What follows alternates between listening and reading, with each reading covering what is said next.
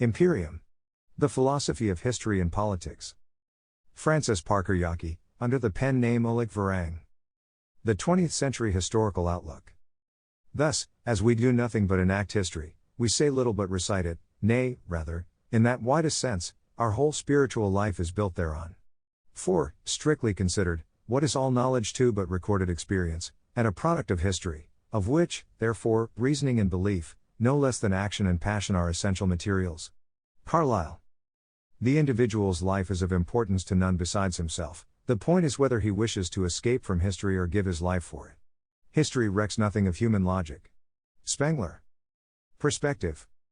Far out in exterior darkness where no breath stirs, no light shines, and no sound is heard, one can glance toward this spinning earth ball. In the astral regions, illumination is of the soul, hence all is dark but this certain star, and only a part of it is aglow. From such a distance, one can obtain an utterly untrammeled view of what is transpiring on this earth ball. Drawing somewhat closer, continents are visible, closer yet, population streams. One focal point exists whence the light goes forth in all directions. It is the crooked peninsula of Europe. On this tiny pendant of the great landmass of the earth ball, the greatest intensity of movement exists. One can see for out here the soul and its emanations are visible, a concentration of ideas, energy, ambition, purpose, expansiveness, will to form. Hovering above Europe we can see what never before was so clearly visible, the presence of a purely spiritual organism. A close look reveals that the light stream is not flowing from the surface of Europe upward into the night sky, but downward from the hitherto invisible organism.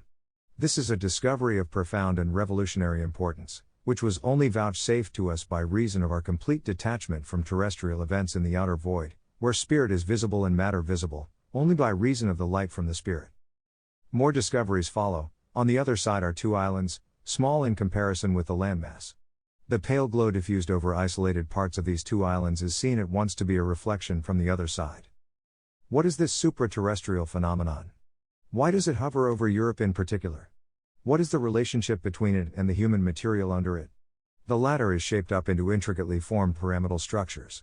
Ranks are formed. Movements proceed along channels of labyrinthine complexity. Persons stand to one another and define relationships of command and obedience. Apart from this tiny peninsula, the human currents are horizontal, swirling, eddying like the water in the streams, the currents in the ocean, the herds on the vast plains. It is then the spirit organism which forms and impresses the population of the peninsula into their intricate organic shapes. With what can we compare this being, which could not be seen by us while we were earthbound? It is alone at present. But out here we have the freedom of time as well as the freedom of space. We are allowed to look upon 100 generations as the earthbound look upon the lifespan of a fruit fly. In our search for something similar to the spirit organism we have seen, we go back 200 generations. The ball is the same, but is in almost complete darkness. Things are almost indistinguishable. Matter has not passed through the alembic of spirit, and is not apprehensible. A glance backward reveals a continuation of the void.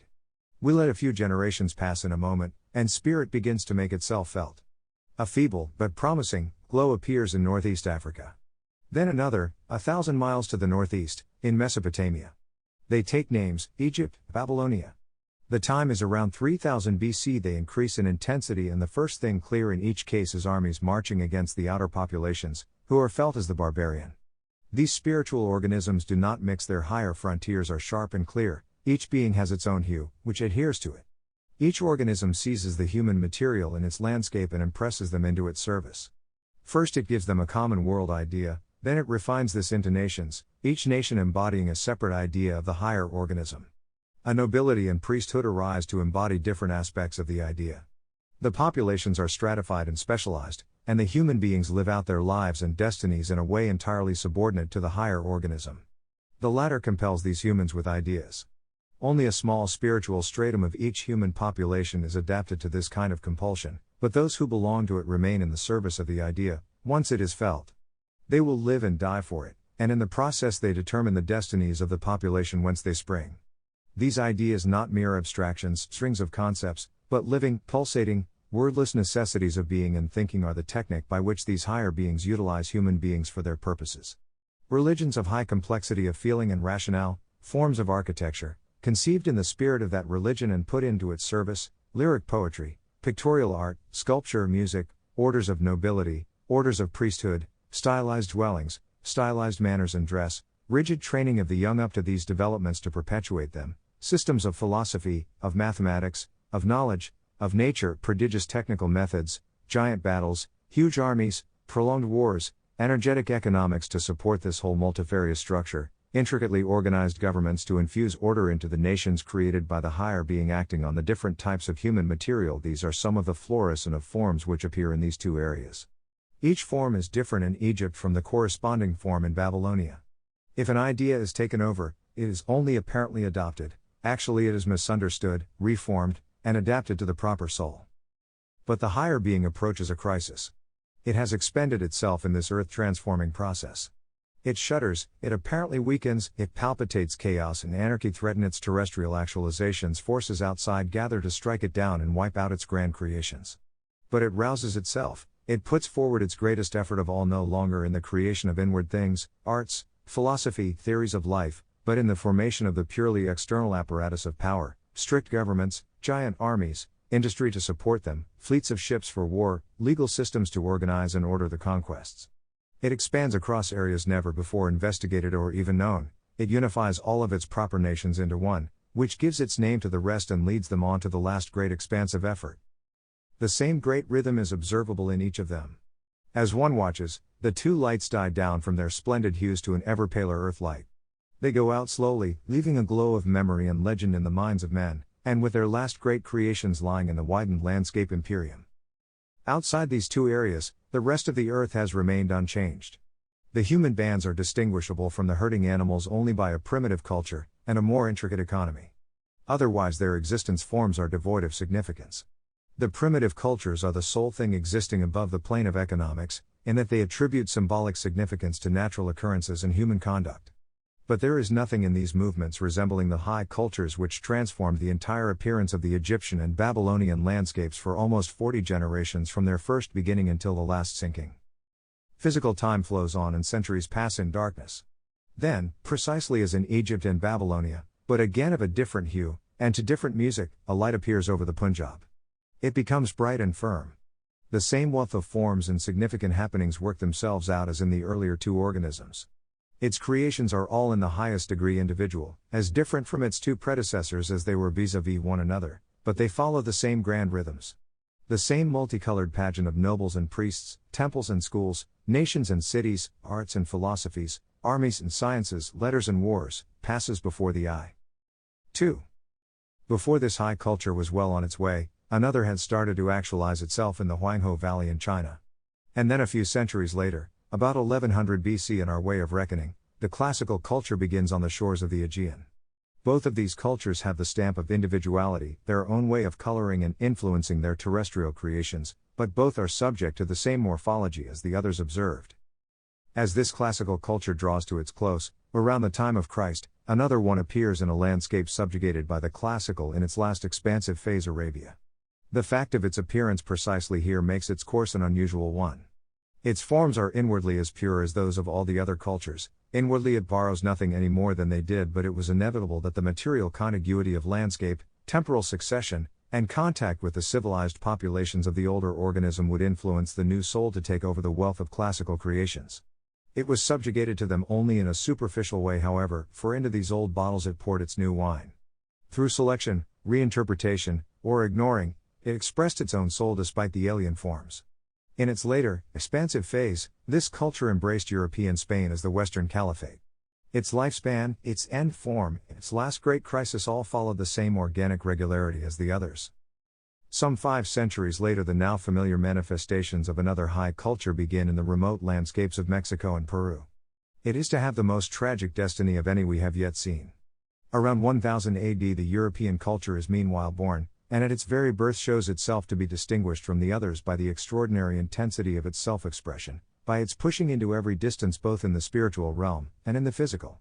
Its original landscape was even of an extent many times the size of its predecessors, and from this base, in its middle life, it enters upon an age of discovery, in which it finds for itself the very frontiers of the earth ball, and converts the world into the object of its politics.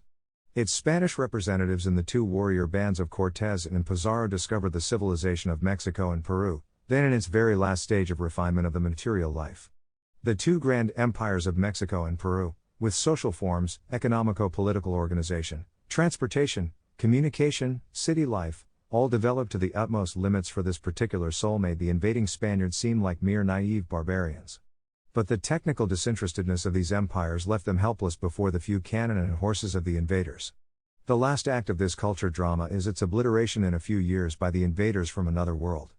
This consummation is instructive as to the attention that the world spirit pays to human values and feelings.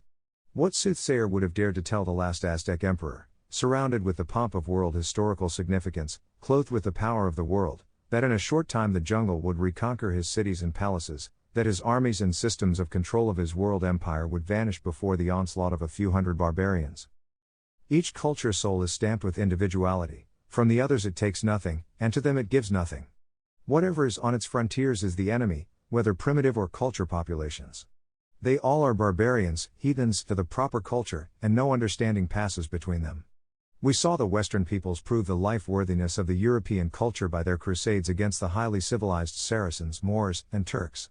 We saw the Germanic populations in the east and their Visigothic brothers in the south push the barbarian Slavs and the civilized Moors continually back during the centuries. We saw Western ships and Western armies make the whole world into the object of booty for the West. These were the relations of the West to that and those outside. Within the culture arose Gothic Christianity, the transcendent symbols of empire and papacy, the Gothic cathedrals, the unlocking of the secrets of the world of the soul and the world of nature in monastery cells. The culture soul shaped for its own expression the nations of the West. To each it gave individuality, and at the last, each thought it was a culture in itself, instead of being a mere organ of a culture. Cities grew out of the hamlets of Gothic times, and from the cities grew intellect. The old problem of the relation of reason and faith, the central problem of early scholastic, is apparently being slowly decided in these cities in favor of the supremacy of reason. The nobility of Gothic times, the masters of the earth who had no superior unless they voluntarily recognized him, become subject to an idea of the state. Life slowly externalizes, political problems move into the center, new economic resources are developed to support the political contests, the old agricultural economy metamorphoses into an industrial economy. At the end of this path stands a ghostly and terrifying idea: money. Other cultures also had seen this phenomenon appear at the same stage and grow to similar dimensions. Its slow growth in importance proceeds pari passu with the gradual self-assertion of reason against faith. It reaches its highest point with the age of nationalism, when the parts of the culture tear one another to bits, even as outer dangers loom threateningly. At its highest point, money, allied with rationalism, contests for the supremacy over the life of the culture with the forces of state and tradition, society and religion. In our brief visit to interstellar space, we found the position of detachment whence we could see this grand life drama unfold itself 7 times in 7 high cultures, and we saw each of the 7 surmount the last great crisis of 2 centuries' duration. The Mexican-Peruvian civilization overcame the inner crisis only to fall before marauders appearing out of the blue sea. The great crisis of the West set in forcefully with the French Revolution and its consequent phenomena. Napoleon was the symbol of the transition of culture into civilization, the life of the material, the external, of power, giant economies, armies, and fleets, of great numbers and colossal techniques, over culture, the inner life of religion, philosophy, arts, domination of the external life of politics and economics by strict form and symbolism, strict restraint of the beast of prey in man, feeling of cultural unity. It is the victory of rationalism, money and the great city over the traditions of religion and authority, of intellect over instinct. We had seen all this in the previous high cultures as they approached their final life phase. In each case the crisis had been resolved by the resurgence of the old forces of religion and authority, their victory over rationalism and money, and the final union of the nations into an imperium. The 2-century-long crisis in the life of the great organism expressed itself in gigantic wars and revolutions.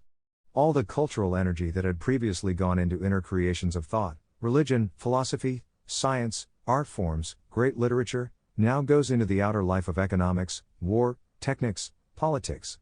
The symbolism of power succeeds to the highest place in this last phase. But at this point, we are suddenly back on the surface of the earth. No longer detached, we must participate in the great culture drama, whether we will or no. Our only choice is to participate as subject or as object. The wisdom that comes from the knowledge of the organic nature of a high culture gives us the key to the events transpiring before our eyes. It can be applied by us, and our action can thereby become significant, as distinguished from the opportunistic and old-fashioned policy of stupidity which would try to turn the Western civilization back in its course because stupid heads are incapable of adjusting themselves to new prevailing ideas. 3. With the knowledge of the organic nature of a high culture, we have achieved an unparalleled liberation from the dross of materialism which hindered hitherto the glimpse into history's riddle. This knowledge is simple, but profound, and is therefore shut off from the inward appreciation of all but the few. In its train flow all the consequences of the necessary historical outlook of the coming times. Since a culture is organic, it has an individuality and a soul. Thus it cannot be influenced in its depths from any outside force whatever. It has a destiny, like all organisms. It has a period of gestation, and a birth time. It has a growth, a maturity, fulfillment, a downgoing, a death. Because it has a soul, all of its manifestations will be impressed by the same spiritual stamp, just as each man's life is the creation of his own individuality. Because it has a soul, this particular culture can never come again after it has passed. Like the nations it creates to express phases of its own life, it exists only once. There will never be another Indian culture, Aztec Mayan culture, classical culture, or Western culture, any more than there will be a second Spartan nation, Roman nation, French or English nation. Since a culture is organic, it has a lifespan. We observe this lifespan. It is about 35 generations at highest potential, or about 45 generations from its first stirrings in the landscape until its final subsiding. Like the lifespan of organisms, it is no rigid thing. Man has a lifespan of 70 years, but this term is not rigid. The high cultures belong at the peak of the organic hierarchy, plant, animal, man. They differ from the other organisms in that they are invisible, or in other words, they have no like quality. In this they resemble the human soul. The body of a high culture is made up of the population streams in its landscape. They furnish it with the material through which it actualizes its possibilities. The spirit which animates these populations shows the life phase of the culture, whether youthful, mature, or at the last fulfillment. Like each man, a culture has ages, which succeed one another with rhythmic inevitability. They are laid down for it by its own organic law, just as the senility of a man is laid down at his conception. This quality of direction we call destiny. Destiny is the hallmark of everything living. Destiny thinking is the type of thought which understands the living, and it is the only kind which does. The other method of human thought is that of causality. This method is inwardly compulsory in dealing with inorganic problems of technics, mechanics, engineering, systematic natural philosophy. It finds the limits of its efficacy there, however, and is grotesque when applied to life. It would tell us that youth is the cause of maturity, maturity of old age, that the bud is the cause of the full-blown flower, the caterpillar the cause of the butterfly. The destiny idea is the central motive of organic thinking. If anyone thinks it is merely an invisible causality, he understands it not. The idea of causality is the central motive of systematic, or inorganic thinking. The latter is scientific thinking. It aims at subjugation of things to understanding, it wishes to name everything, to make outlines distinct, and then to link phenomena together by classification and causal linkage. Kant is the height of this type of thinking, and to this side of Western philosophy belong also Hume, Bacon, Schopenhauer, Hamilton, Spencer, Mill, Bentham, Locke, Holbach, Descartes. To the organic side belong Machiavelli, Vico, Montaigne, Leibniz, Lichtenberg, Pascal, Hobbes, Goethe, Hegel, Carlyle, Nietzsche, and Spengler, the philosopher of the 20th and 21st centuries. Scientific thinking is at the height of its power in the realm of matter, that which possesses extension, but no direction. Material happenings can be controlled, are reversible, produce identical results under identical conditions, are recurrent, can be classified, can be successfully comprehended as though they are subject to an a priori, mechanical necessity, in other words, to causality. Scientific thinking is powerless in the domain of life, for its happenings are uncontrollable, irreversible, never recurring, unique, cannot be classified, are unamenable to rational treatment, and possessed of no external, mechanical necessity. Every organism is something never seen before, that follows an inner necessity, that passes away, never to reappear. Every organism is a set of possibilities within a certain framework, and its life is the process of actualization of these possibilities. The technique of destiny thinking is simply living into other organisms to understand their life conditions and necessities. One can then apprehend what must happen.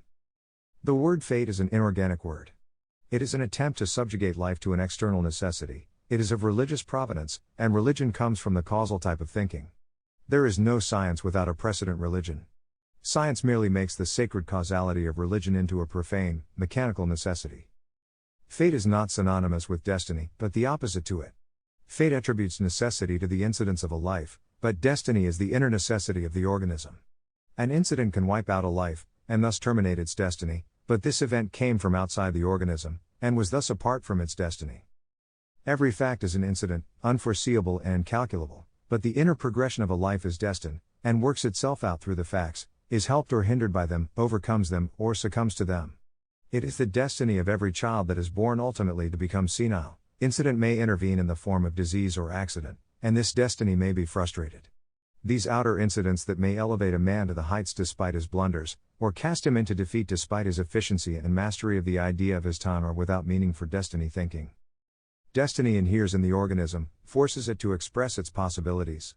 Incident is outside the organism, is blind, uninformed by necessity, but may nevertheless play a great role in the actualization of an organism, by smoothing its way, or imposing great obstacles to it. What is called luck, doom, fate, providence, express the bafflement and awe of men in the presence of this mystery, forever unknowable. Destiny thinking and causality thinking are related to one another, however, through their common provenance, both are products of life.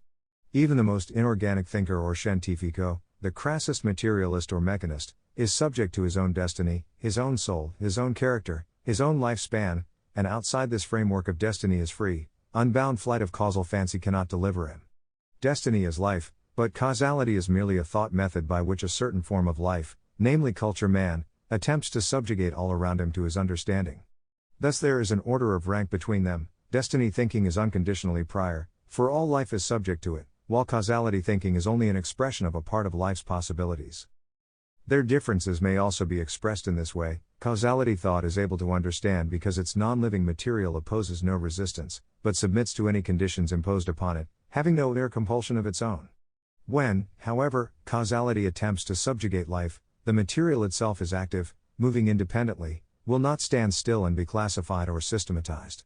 Destiny thinking can understand because each one of us is himself moved by destiny, has an inner compulsion to be himself, and can thus, by transference of inwardly experienced feelings, live himself into other forms of life, other individuations.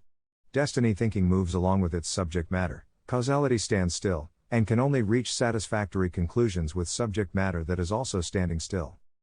Just as even the most highly developed systematizers are subject to destiny, so do they all unwittingly apply destiny thinking in their daily lives and relationships with other human beings. The most rabid reflexologist unconsciously applies some of the psychological wisdom of the Abbé Galliani or Rochefoucauld, even though he has never heard of these seers of the soul. The two aspects of history. The total difference between the methods of human thinking represented by the central ideas of destiny on the one hand, and causality on the other, was sharply accented for the reason that only one of them is adapted to the understanding of history. History is the record of fulfilled destinies of cultures, nations, religions, philosophies, sciences, mathematics, art forms, great men. Only the feeling of empathy can understand these once living souls from the bare records left.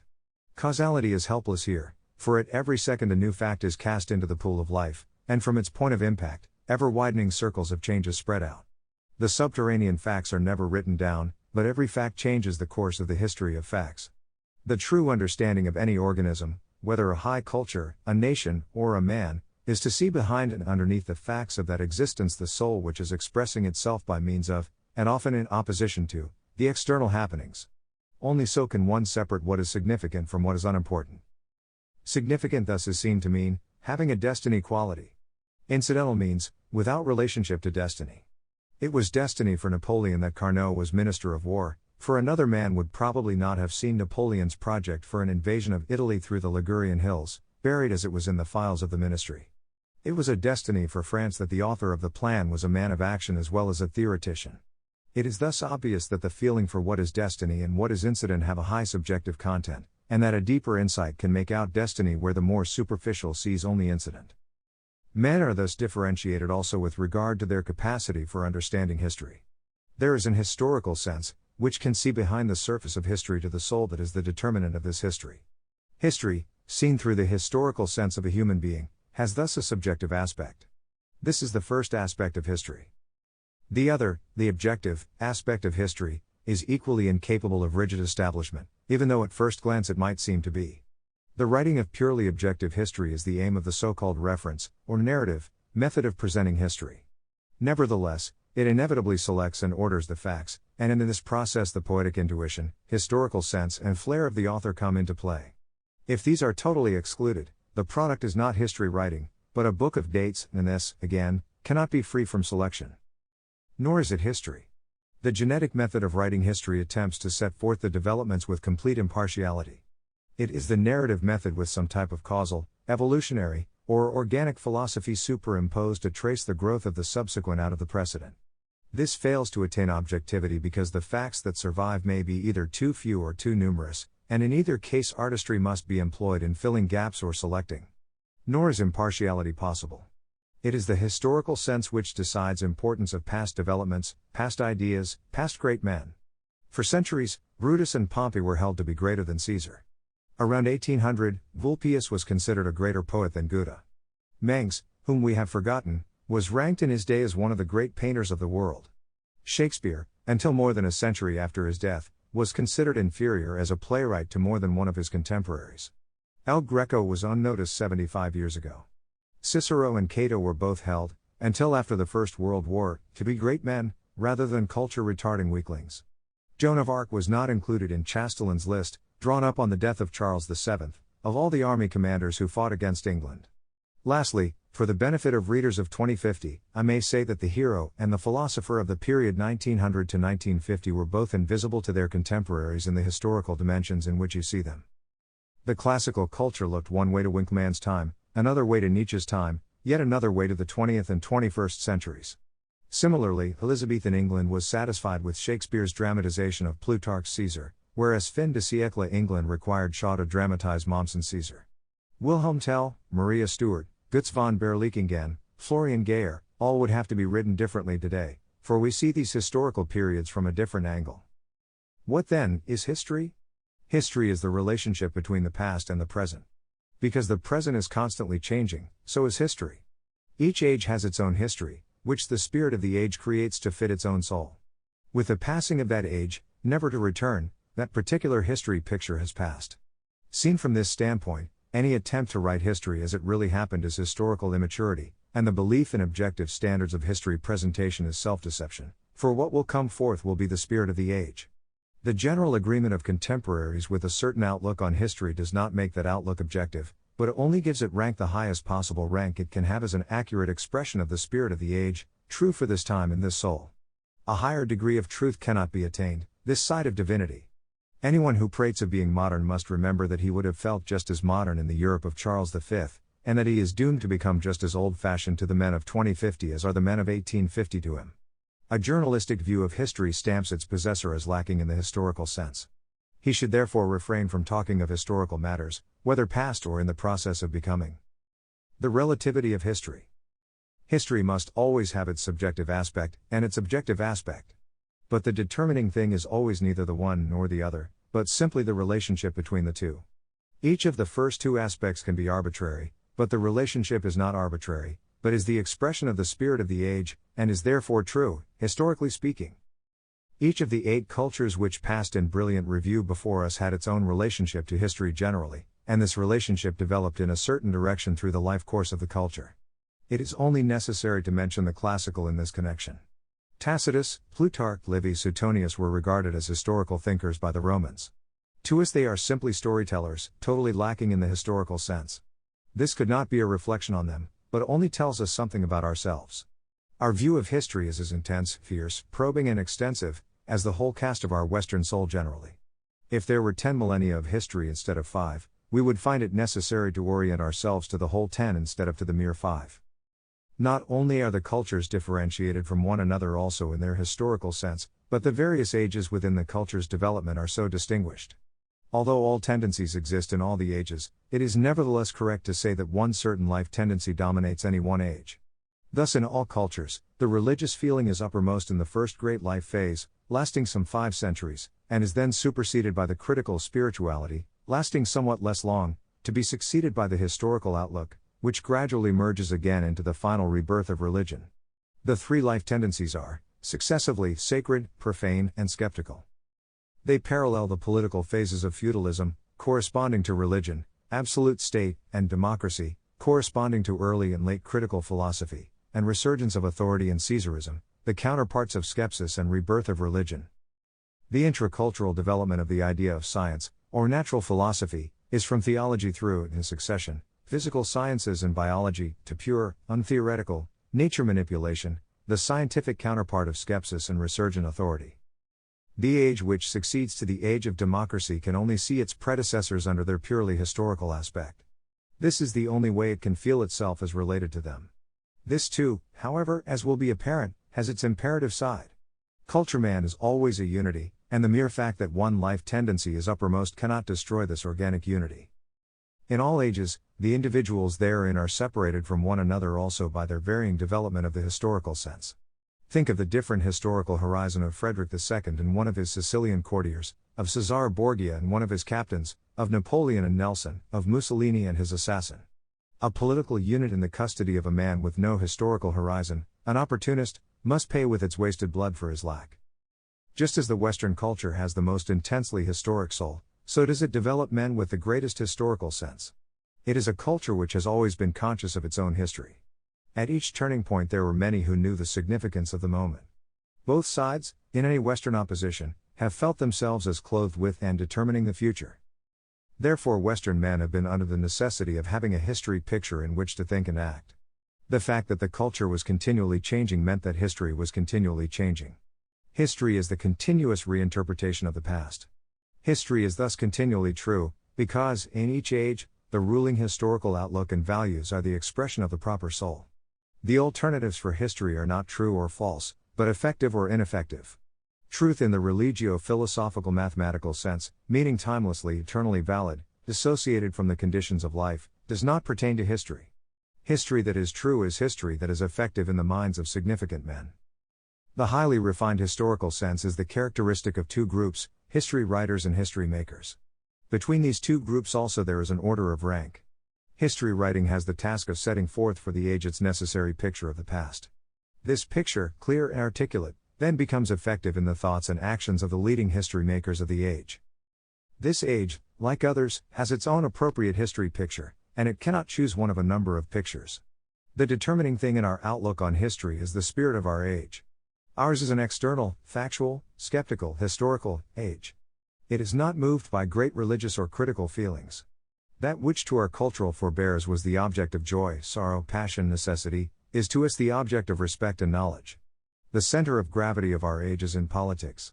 Pure historical thinking is the close relative of political thinking. Historical thinking always seeks to know what was, and not to prove something. Political thinking has the first task of ascertaining the facts and the possibilities, and then of changing them through action. Both are undissociated realism. Neither begins with a program, which it desires to prove. Ours is the first age in Western history in which an absolute submission to facts has triumphed over all other spiritual attitudes. It is the natural corollary of an historical age, when critical methods have exhausted their possibilities. In the realm of thought, historical thinking triumphs; in the realm of action, politics occupies the center of the stage. We follow the facts no matter where they lead, even though we must give up dearly cherished schemes, ideologies, soul fancies, prejudices. Previous ages in Western history formed their history to fit their souls. We do the same, but our view has no precedent ethical or critical equipment in it. On the contrary, our ethical imperative is derived from our historical outlook and not vice versa. Our outlook on history is no more arbitrary than that of any other age of the West. It is compulsory for us. Each man will have this outlook, and his level of significance will depend on the focus in these matters which he can attain and hold. Insofar as a man is an effective representative of this time, he has this particular history picture and no other. It is not a question of whether he should have it, so to read is completely to misunderstand. He will have it, in his feelings and unconscious valuation of events, even if not in his articulate, verbal ideas. The meaning of facts.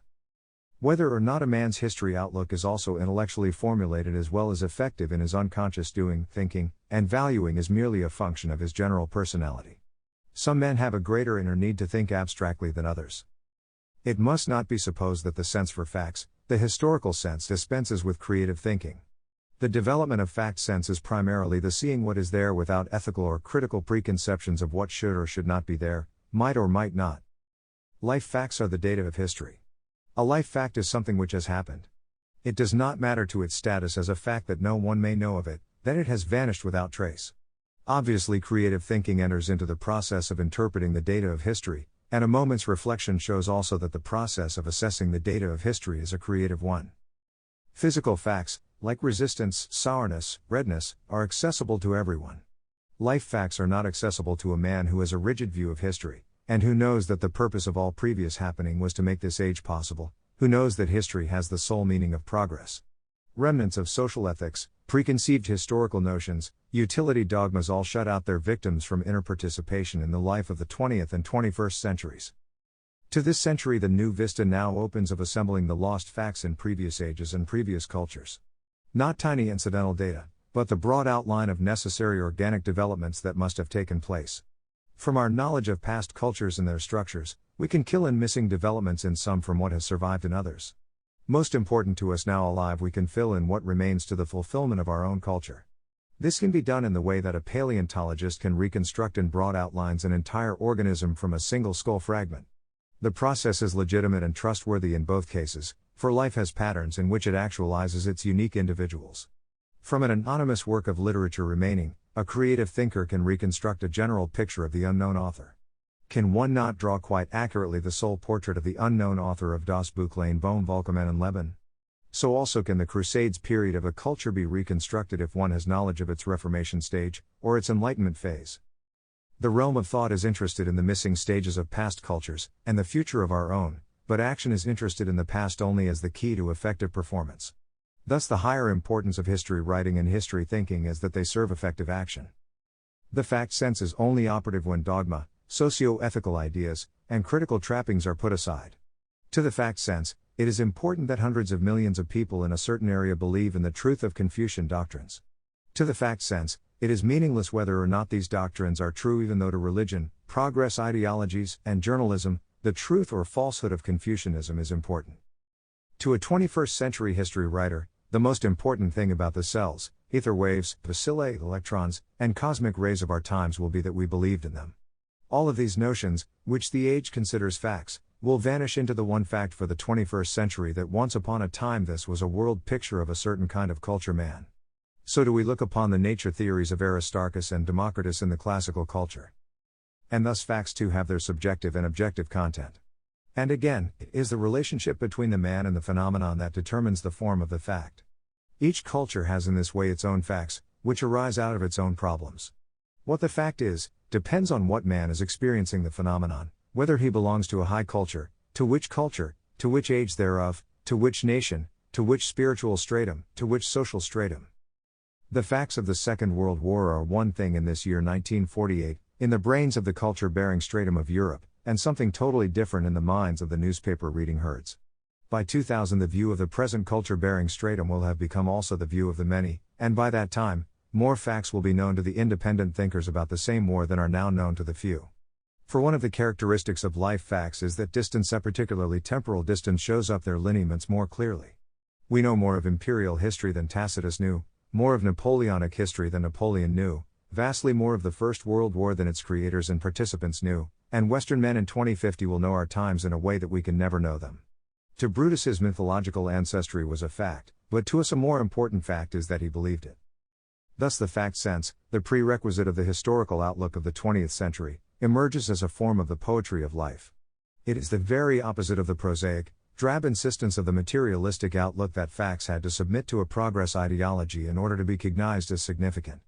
This view absolutely excluded its victims from any insight into the beauty and power of the facts of history, as well as from any understanding of their significance.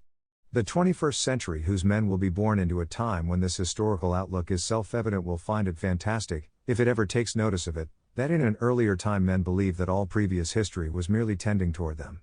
And yet that was the outlook of the 19th century, whole cultures, equal by birth and spirituality to our own in every way, lived and died merely that the Philistinism of the progress ideologists could chalk up their achievements on the wall, meaning a few notions or technical devices.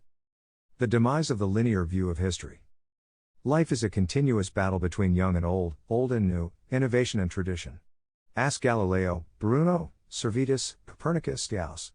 All of them represented the future, yet all were overcome, in one way or another, during their own lives, by the enthroned past.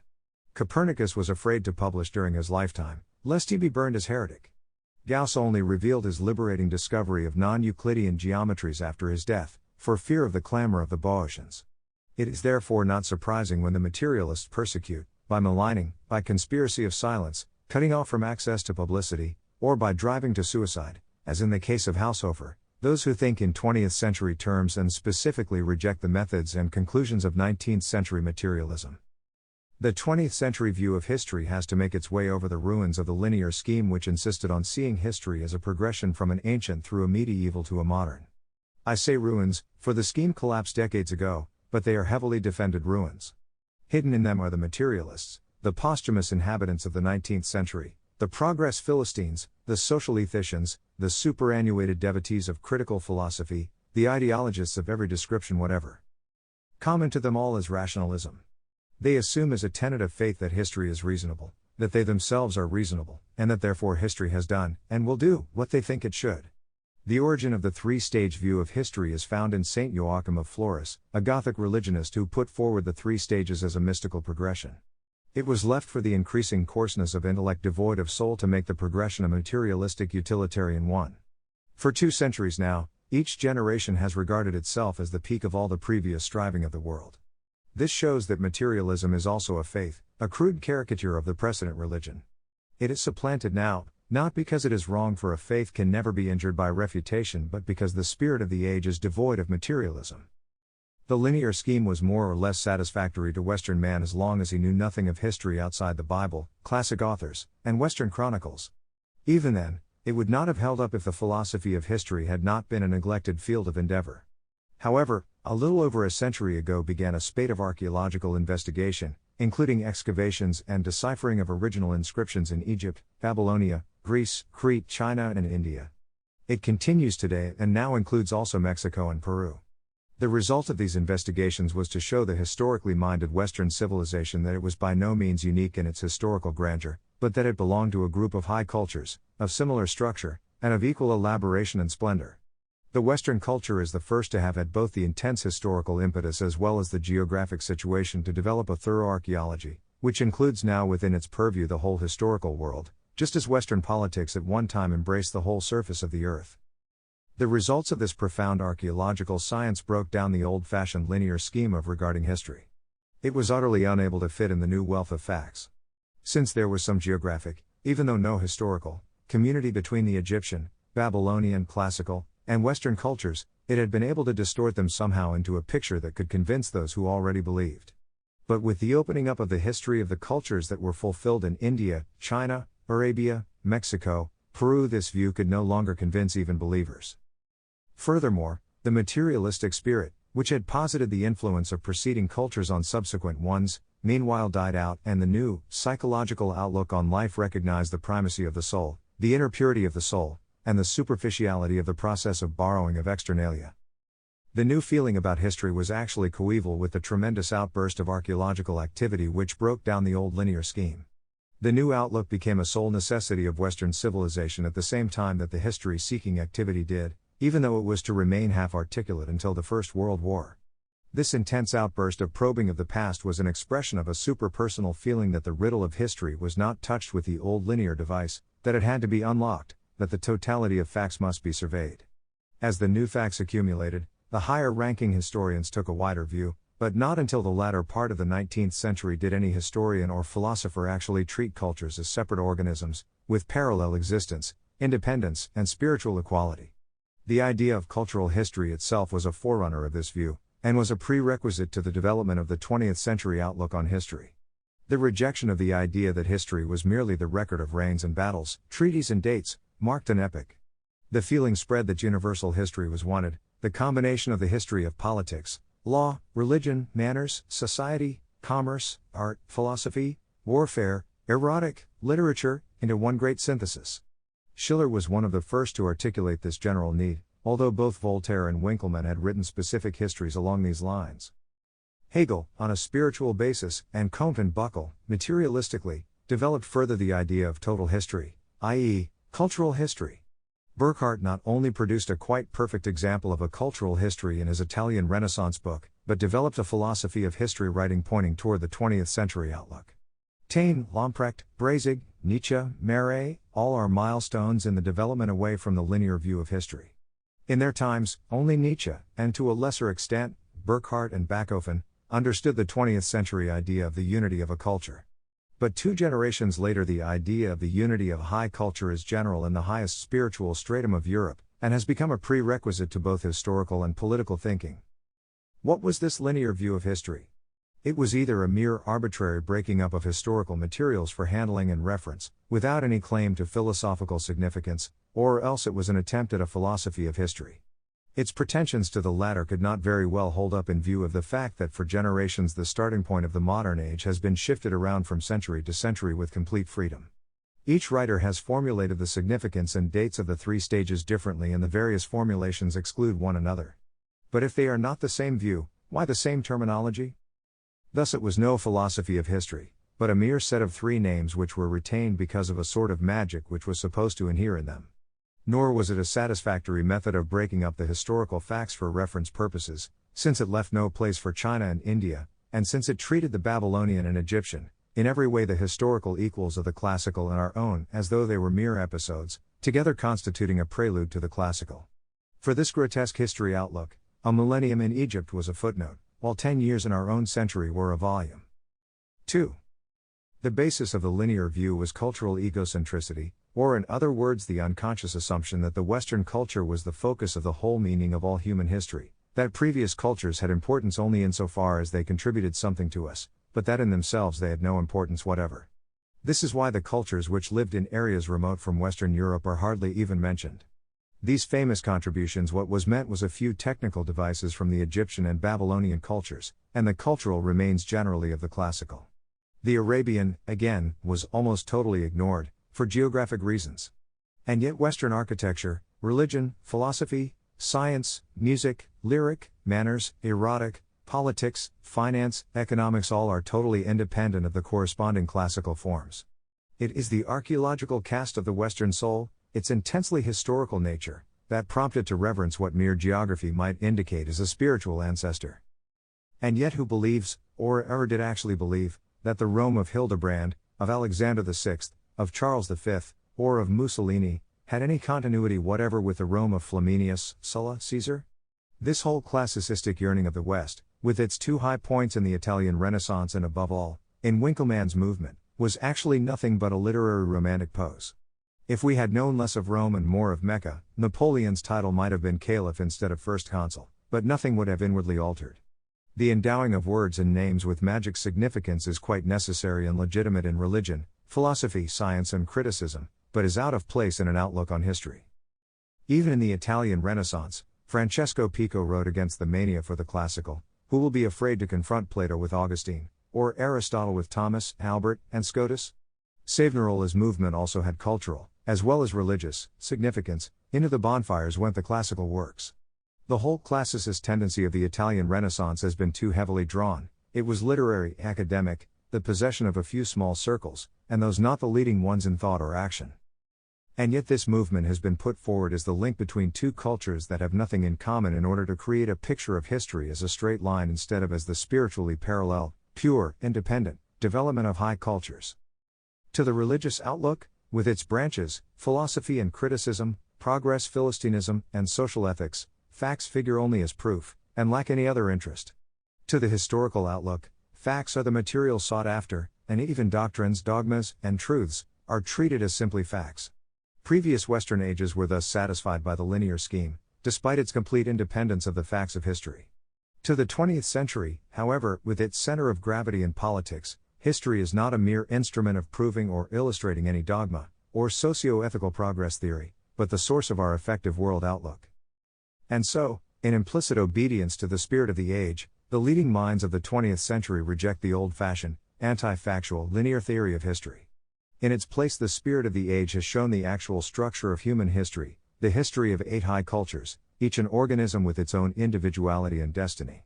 The older type of philosophy of history forced the facts to prove some religious, ethical, or critical theory. The 20th century outlook takes its philosophy of history from the facts.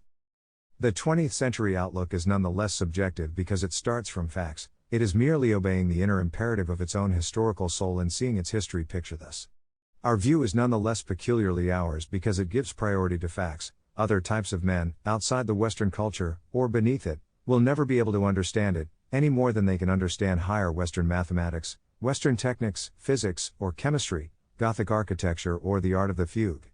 This picture of history, absolutely compulsory as it is for the leading men of thought of action in the Western civilization, is no compulsion for the masses that throng in the streets of the Western capitals. Historical relativity is, like physical relativity, the possession of a few leading minds. History is not experienced, nor made, in the streets, but on the heights. The number of men in the Western civilization who were aware of the actual meaning of the Second World War is countable in thousands. Western philosophy, from the days of Anselm, has always been esoteric. No less so is the 20th century outlook, and correspondingly small is the number of those for whom it is a sole necessity. But the number for whom the decisions of these few will be decisive is not numbered in hundreds, but in hundreds of millions. To the 20th century, the regarding of all previous human happening as merely introductory to, and preparatory to our own Western history, is simply immense naivete. Evolutions that required just as long as our millennium of Western history are contracted into mere casual events. The men in these other cultures are treated as though they were children, dimly trying to attain to one or another of our specifically Western ideas. But in each of these previous cultures, the stage was reached and passed that we attained to in the 19th and 20th centuries: free science, social ethics, democracy, materialism, atheism, rationalism, class war, money, nationalism, annihilation wars. Highly artificial living conditions, megalopolitan sophistication, social disintegration, divorce, degeneration of the old arts to mere formlessness, they exhibited all these familiar symptoms. The vast amount of historical knowledge of which the 20th century must take account, knowledge unearthed by the historical age which succeeded to the age of criticism, can tolerate no arbitrary forcing of the facts of history into a preconceived scheme with three magical stages, which must remain three even though no one can agree where one begins and the other leaves off, and of which the third stage has been prolonged indefinitely since Professor Horn of Leiden announced in 1667 his discovery of the Middle Ages. The first formulation of the 20th century outlook on history only came with the First World War. Previously, only Brezig had definitely broken with the linear scheme, but his earlier work covered only a part of human history. It was left to Spengler, the philosopher of the age, to set forth the full outline of the structure of history. He himself was the first to recognize the superpersonal nature of his work, when he said that an historically essential idea is only in a limited sense the property of him to whose lot it falls to parent it. It was for him to articulate that at which everyone was groping. The view of others was limited by one or another specialist horizon, and their projects were consequently incomplete, one-sided, top-heavy. Like all products of genius, Spengler's work seems perfectly obvious to those who come afterwards, and again, it was directed to those to come and not to contemporaries. Genius is always directed toward the future, this is in its nature, and this is the explanation of the usual fate of all works of genius, political and economic, as well as artistic and philosophical, that they are understood in their grandeur and simplicity only by the afterworld of their creators. The structure of history. One of the unconscious assumptions of the linear scheme was the idea of the singularity of civilization. The concept civilization was used as though all highly symbolic life, wherever and whenever it appeared, was really a manifestation of the same thing: civilization. Civilization outside of the West was imperfect, striving to be Western, stammering and fumbling. This civilization was something that previous ages had stupidly allowed to slip away, but somehow it was always found again, hidden in a book somewhere, and passed on to the future. Again, this was rationalism. It assumed that men made their own history, and whatever happened was traceable to human excellence or to human mistakes.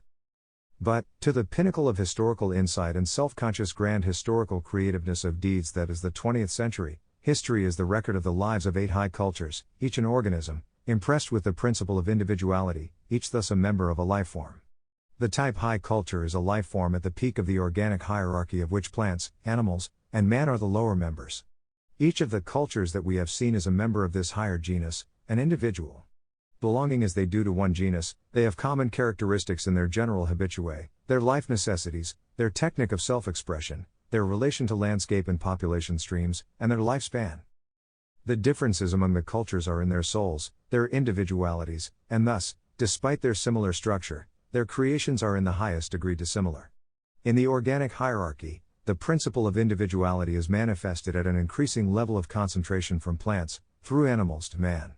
Cultures are even more highly individual than men, and their creations are correspondingly less capable of any inward assimilation by other cultures.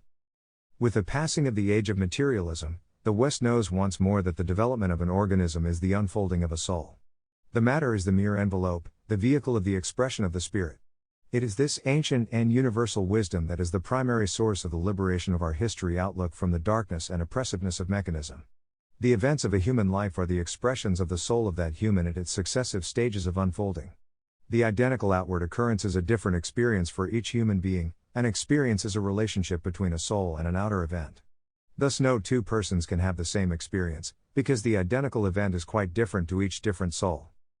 Similarly, the reactions of each culture's soul to externals of landscape, population streams, and events and movements outside the culture area, are individual to each culture. The religious experiences of each culture are unique. Each culture has its own non-transferable way of experiencing and depicting the Godhead, and this religious style continues right through the lifespan of the culture, and determines completely the philosophy, science, and also the anti-religious phenomena of the culture. Each culture has its own kind of atheism, as unique as its religion. The philosophy and science of each culture never become independent of the religious style of the culture. Even materialism is only a profane caricature of the basic religious feeling of the culture.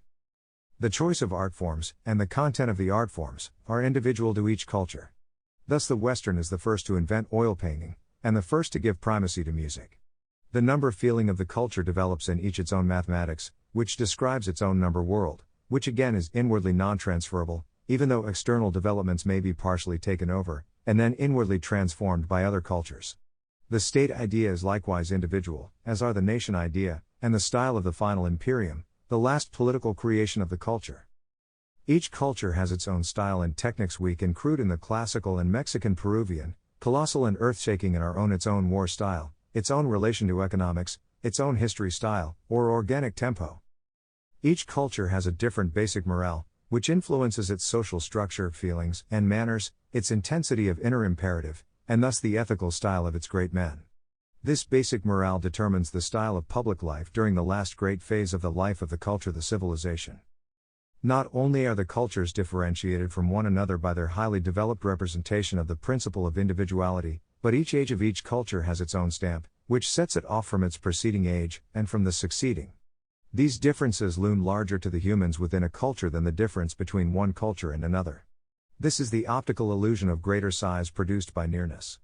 To us, the difference between 1850 and 1950 seems vast. To the history of 2150 it will be much less so.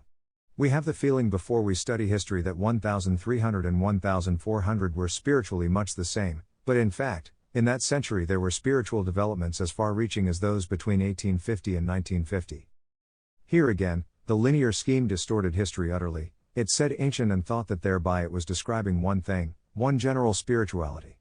But Egypt and Babylonia both had their own corresponding phenomena to our Crusades: Gothic religion, Holy Roman Empire, papacy, feudalism, scholasticism, Reformation, absolute state enlightenment, democracy, materialism, class war, nationalism, and annihilation wars.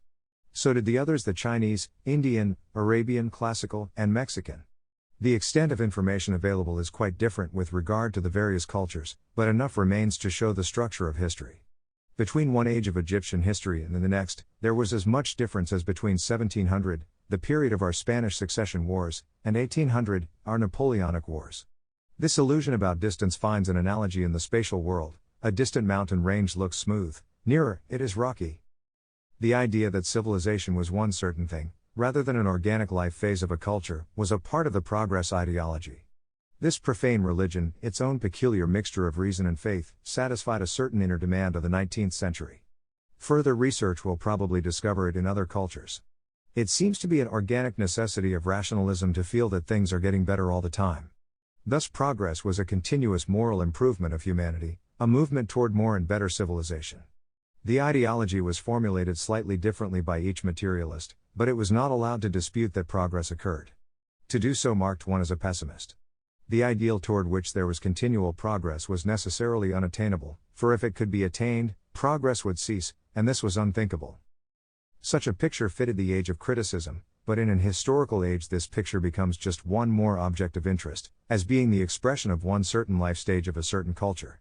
It is on a par with the world picture of imminent catastrophe of mid-14th century, the witch obsession of the 16th century, the reason worship of the 18th century. All these outlooks possess now only historical significance. What interests us is that once they were believed. But as for trying to force the old-fashioned progress ideology on the 20th century, Such an attempt is ludicrous. Whoever would try stamps himself as an anachronistic mediocrity. 2. The word history has been employed to cover all human events, those manifesting the development of a culture, and those outside of any culture. But the two classes of events have nothing in common. Man as a species is one life form, culture man is another. The word history therefore designates separate things in the two cases. In what is man as a species distinct from other life forms, such as plants and animals? Simply in his possession of a human soul. This soul shapes for man a different world from the world of other forms of life. Man's world is a world of symbols. Things that for animals contain no meaning, and no mystery, have for man a symbolic significance. Outside of a high culture, this symbolizing necessity shows itself in the formation of primitive culture. Such cultures have an animistic religion, an ethic of taboo and totem, and social political forms on the same level. Such cultures are not a unity, i.e., no single prime symbol is actualized in all the forms of the culture. These cultures are mere sums, collections of motives and tendencies. Nowhere is primitive man without some primitive culture of this type. Man as a pure animal does not exist. All animals have a purely economic reproductive existence, their whole individual lives consist in the process of nourishing and reproducing themselves, their lives have no spiritual superstructure above this plane. Nevertheless, man's life in primitivity, and in an area where a high culture is fulfilling itself, are two incommensurable things.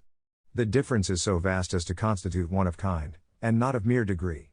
Vis-a-vis the history of culture man, primitive man seems merely zoological. The history that Stanley found in progress on his African explorations was of the one kind, and Stanley himself represented the other kind. Similarly zoological is the history of the lake dwellers in Switzerland, the Chinese today, the Arabs, Bushmen, Indians, Amerindians, Lapps, Mongols, and the countless other tribes, races, and peoples outside our Western civilization. The animal is solely concerned with economics, primitive man sees hidden meanings in the world, but culture man regards his high symbols as the content of life. A high culture reshapes entirely the economic practice of the populations upon whom it sets its grip, it reduces economics to the bottom of the pyramid of life. To a high culture, economics has the same significance that the function of eating has to an individual. Above economics are all the manifestations of the high culture's life: architecture, religion, philosophy, art, science, techniques, education, politics, erotic, city building, imperialism, society. The significance an individual has is the reflex of his personal connection with the symbols of the culture. This valuation itself is produced by the culture to an anti-cultural outlook, such as the curious materialistic interpretation of history. Any proletaire is worth more than Calderon, for Calderon was not a manual laborer, and therefore accomplished nothing in a world whose entire significance is economic. The difference between the history of man as a species and the history of man in the service of high culture is that the first is devoid of grand meaning, and that only the second is the vessel of high significance. In high history, men risk all and die for an idea. In primitivity there are no superpersonal ideas of this force, but only personal strivings, crude lust for booty or formless power. Consequently, it would be an error to regard the difference as merely quantitative. The example of Genghis Khan shows this. The events he let loose were considerable in size, but in the cultural sense they have no significance whatever. There was no idea in this sweeping descent of the followers of an adventurer. His conquests were fatal to hundreds of thousands, the empire he erected lasted generations beyond him, but it was simply there, it stood for nothing, represented nothing beyond itself. Napoleon's empire, on the other hand, brief though it was laden with symbolic meaning that is still at work in the minds of Western men, and that is, as we shall see, pregnant with the future of the West. High cultures create the greatest wars, but their significance is not merely that they open rivers of blood, but that these men fall in a struggle of ideas. After a high culture has fulfilled itself, the populations in its former area return to the condition of primitivity, as the examples of India, China, Islam, and Egypt tell us. The world cities empty themselves, the outer barbarians plunder them bare, and the men that are left are once more clans, tribes, nomads. When outer events do not destroy the remains utterly, the caste system of the last stage remains indefinitely, as in India and China, but it is the mere skeletal remains of the former culture which, like everything living, passes away, never to return. The memory of the culture remains, but the attitude of the remaining populations toward its products is once more entirely primitive, unchanging, purely personal. The abandoned world cities return once more to the landscapes which they once dominated. World cities that were once as proud as Berlin, London, and New York disappeared under jungle vegetation or the sands of the plain. This was the fate of Luxor, Thebes, Babylon, Pataliputra, Samara, Uxmal, Tezcuco, Tenochtitlan. In the latter cases, even the names of the great cities have perished, and we call them after nearby villages.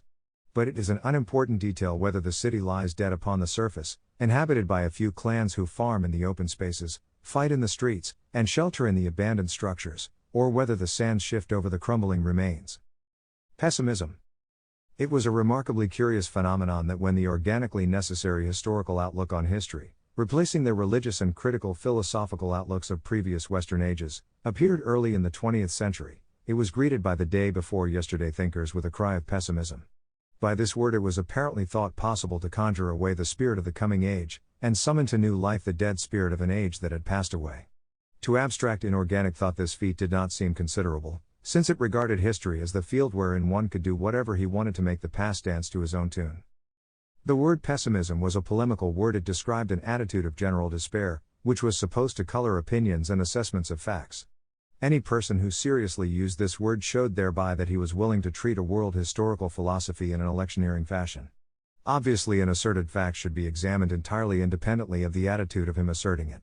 The whole pessimism cry is thus an ad hominem argument, and worthless. Facts are not pessimistic or optimistic, sane or insane. An optimist may assert a fact, a madman may, a pessimist may. Describing the man who uttered the fact still leaves entirely open the correctness or incorrectness of the fact. Its purely ad hominem nature was the first weakness in the pessimism view of the 20th century outlook on history. Pessimism only describes an attitude, and not facts, and hence is entirely subjective. The attitude toward life that Nietzsche continually belabored as pessimism in its turn described Nietzsche as a pessimist, and both were undoubtedly correct. If someone else thinks my plans are doomed, I consider him a pessimist, from my standpoint. Similarly, if I think his aspirations will come to naught, he thinks me a pessimist. We are both correct. The progress ideologists, smug in their secure mental armor, insulated from all contact with reality, naturally felt it to be insulting in the extreme when it was suggested that their particular faith also had a lifespan, was also, like all previous world pictures, merely a description of a particular soul of a certain age, and thus was destined to pass away. To say that the progress religion would come to an end with the age whose inner demands it satisfied was to deny the truth of this religion, since it claimed to be a universal description of all human history. What was worse was that the 20th century outlook on history was formulated in such a strict factual way as to be compelling to the 20th century mind. This meant that catchwords had to be employed against it, since no other form of disputation would avail. With the single word pessimism, it was hoped to strangle the 20th century outlook on history. It would be mistaken to put this down to the malice of the progress religionists. No age submits quietly to the spirit of the coming age. The witchcraft religionists certainly did not agree with the first materialists, who denied the very existence of witches. The conflict between the established and the becoming goes on continually, and the becoming always prevails. It does so, not because it is true and the established was false, but because both were the life stage of an organism, a culture. Truth and falsehood have as little to do with this process as they do with the transformation of the boy into a youth, the youth into a man, the man into a dotard. The grandson is no more true than the grandfather, yet he will prevail, because of the organic advantage he has. Similarly does the historical attitude of the 20th century supplant the 19th century religion of materialism. Materialism, rationalism, progress, are all worn out, but the historical attitude of the 20th century is full of vigor and promise, eagerness to set itself to its great factual tasks, to create its great deeds. This organic necessity alone gives it its compelling quality. No one in this gigantic age, when nations are world powers in one decade, and colonies in the next, can conscientiously maintain even before himself any shallow and an infantile pretense that underneath all these cataclysms there is the meaning of a steady moral improvement of humanity.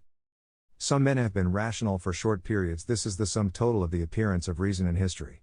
But such men have never made history, for it is irrational. The pretense of reason being the meaning of history was itself irrational, since it was a product of history. When the worship of reason was instituted in revolutionary France as a religion of faith, a fille de joie was crowned as the goddess of reason. Even rationalism bears the stamp of life, it is irrational. The meaning of the word pessimism must be further laid bare. As we have seen, the word is subjective, and thus describes everybody, if he has a conviction that something is doomed. Suppose I say Imperial Rome inwardly decayed, and within a few centuries the Roman idea was completely dead. Is this pessimism? My grandfather is dead. Am I a pessimist to say so? Someday I shall die. Pessimism. Everything living must die. Pessimism. To life belongs death. Pessimism. Is there any example of an individual which has moved completely outside the organic sequence of that life form to which he belongs, and remained constantly at one life stage for such long time periods as to justify the conclusion that it was a case of life without death? An example would be a man who lived for not 100 years, for we all believe such a man will eventually die but 200 or 300 years, and continually at one life stage, say the biological age of 65 years. We know no such man, no such life form. The criers of pessimism will call this pessimism, no doubt. We should keep up the pretense before ourselves all of our individual lives that we shall not die, for to admit mortality is pessimism. History discloses 7 precedent high cultures to us. Their gestation periods were morphologically identical, as were their birth pangs, their first life activities, their growth, their mature stages, their great civilization crises, their final life forms, the gradual relaxing, the coming to each of a time when one had to say, looking at the landscape where the mighty being had fulfilled itself, that it was no longer, that it had died. This realization gives extreme pain to the pessimism wailers, and I know of no remedy for their pain. These 7 cultures are dead. It would have been much more remarkable if they had gone on forever. 2. But our civilization is itself a stage of a high culture, the culture of the West. Its millennium of history shows that it is an individual organism belonging to the life form high culture. Can fact thinkers pretend that it belongs to the life form but has no lifespan? The question can now be formulated, exactly how is it pessimism to say that since 7 high cultures fulfilled themselves that an 8th will also? If this is pessimism, then anyone admitting his own mortality is inevitably a pessimist. The alternative to pessimism thus becomes idiocy. However, pessimism is an attitude, and if someone says that to admit the fact that life is fulfilled in death is pessimism, he shows something about himself. He shows his own cowardly fear of death, his entire lack of heroism, of respect for the mysteries of being and becoming, his shallow materialism. One must never forget that these same people are the ones who write and read, in their book and magazine press, a literature on indefinitely prolonging the lifespan of the human species. Again, this shows something about them. How they delight in juggling insurance statistics in such a way as to make them think they are living longer. This is their valuation of life, the longest life is the best. To this mentality, a short and heroic life is sad, not inspiring. Heroism generally is thus merely foolish, since indefinitely prolonged life is the aim of progress. In the Gothic religious times, the Western form of the idea of immortality of the soul was formed and developed. With the age of materialism, this became caricatured into the immortality of the body. The doctor of medicine became the priest of the new religion, and a whole literature glorified him as the ultimate human type, since he was saving life. And yet, shocking though it is to these people, death continues to accompany life. 20th century wars take more lives than 19th century wars. The generations continue their procession to the grave, and even the most cowardly materialist, who can never admit that anything living will ever die, goes the way of the materialists in the other 8 cultures. To people who live in a nameless terror of personal death, naturally the idea of the passing away of a super-personal soul is also horrible and frightening. Materialists have never been respecters of facts. Whatever was not measurable by their ruler did not exist. Historical facts are per se uninteresting to a rationalist outlook, which begins with a critical principle, and not with facts, and it was hardly to be expected that a view of history resting on 5 millennia of history rather than on a simple philosophical platitude would take them along with it. It is curious that the pessimism wailers, who denied the culture would ever die, also denied the organic nature of a culture. In other words, they also denied it lives. Their materialism compelled them to the last, their cowardice to the first. Most important about all their attitudes was that they did not understand the central idea of the 20th century outlook. The hundreds of volumes that they wrote against it, each one echoing the magic word pessimism, show that distressingly clearly. On every page is a fundamental misunderstanding of the great thesis. By their lack of comprehension, they provided another proof of the accuracy of the outlook, for the view of one age only reflects the soul of that age, and the 20th century outlook was definitely not adapted to their 19th century outlook. One great historical fact could have given them consolation: the passing of this culture, which was not alive, and also would never die, according to them, would mean little to them in particular. In the first place, a culture is not born, nor does it die in a few years. These processes are measured in generations and centuries. Thus no man could ever see a culture appear or disappear, and no materialist would ever be obliged to undergo the painful experience of watching it die. More important, the lives of the ordinary people, on the everyday plane of life, are little affected by the presence of the culture or the civilization. During and after its passing, the life of the ordinary people, in its stark fundamentals, is simply life. The great numbers vanish, since they were only there to perform the last great life tasks of the civilization, the artificial living conditions go, the great wars cease, the great demands, the great deeds. Pacifism, organic pacifism, not ideological pacifism, which stirs up wars, is the end condition of a culture. Now then, the materialists are exclusively among the ordinary people. What concern have they with great things like heroism, great wars, and imperialism? Therefore the end of a culture should beckon to them.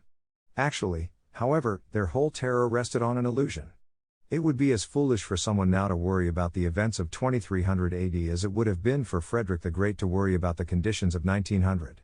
He could not have imagined those exact conditions, hence he could not have planned for them, hence it would have been foolish for him to dread them. They were to be the concern of other people. The day's demands, as Goethe said, constitute one's immediate duty. We living in Europe today have a certain task imposed upon us by the situation, the times, and our own inner imperative. The most we can do about forming the remote future is to do our utmost in giving to this age the strong and manly form it demands. The generation after the next will have its task also, and the only way we can make ourselves effective in their age will be so to conduct ourselves now that our deeds and example will live after us. To a materialist, this is pessimism. 3. There are many intellectuals who stop at the title of leading works of an historical age. These gathered the basis for their charge of pessimism against the 20th century world outlook from the title of the first book fully to outline it, The Decline of the West. Decline had a definitely pessimistic sound to these gentlemen, they needed no more. In his essay Pessimism? 1921, Spengler mentioned that some people had confused the sinking of a culture with the sinking of a steamship, whereas, as applied to a culture, the idea of a catastrophe was not contained in the word. He explains further that this title was decided upon in 1911 when, in his words, the shallow optimism of the Darwinistic age lay over the West European American world. He prepared the book, in which he set forth the thesis of an age of annihilation wars for the immediate future, for the coming age, and chose the title to contradict the prevailing optimism. In 1921, he wrote, he would choose a title that would contradict the equally shallow pessimism then prevailing. If pessimism be defined as seeing nothing more to be done, it does not touch a philosophy which sets forth task after task remaining to the Western civilization. Apart from the political and economic, to which this work is devoted, Western physics, chemistry and technics all have their peaks before them, as have also archaeology and historical philosophy. The formulation of a legal system freed from philology and conceptualizing is also a need. National economy needs to be approached and organized thoroughly in the 20th century spirit, and above all, an education must be created, in the grand sense of consciously training the coming generations, in the full light of the historic necessity of our future, for the great life tasks of the civilization. The cry of pessimism is dying down. The 20th century outlook on history surveys from its historical peak and to its own unique, vast, historical horizons, the life courses of 8 high cultures accomplished, and even looks boldly and confidently into its own culture's future, yet to be accomplished. Readers in 1950 have forgotten, and readers in 2050 will possibly have no way of finding out, that before the 20th century outlook on history appeared, unrealized history was regarded as a blank tablet on which man might write whatever he wished. This was of course the instinctive attitude of no single man of action. They have to know better in order to accomplish the veriest trifle, but even they had to maintain the pretense that the future was carte blanche. No one thinks in this fashion during the second half of the 20th century. The bleating of the rationalists and the whimpering of the materialists are growing fainter. Even they are now talking about history, instead of about their old platitudes. Even their press now fits out its herd of readers with a history outlook. History begins in 1870, and it ends after the next war. Each war is portrayed as the last. This history picture did service for more than a generation, and its very existence in materialistic journalism is a sign of the increasingly historical attitude of the age. After the First World War, a League of Nations was established to bring about world peace, and there was a considerable number of persons in the Western civilization who took it seriously. Within the short space of one generation, however, a second league was founded after a Second World War, but this time, owing to the inner victory in the West of the 20th century world outlook which had occurred meanwhile, almost no one looked upon the League as anything other than a localization of diplomatic war preparations between the two remaining powers. We have come a long way from the old progress days. The tables are turned on the whalers of pessimism.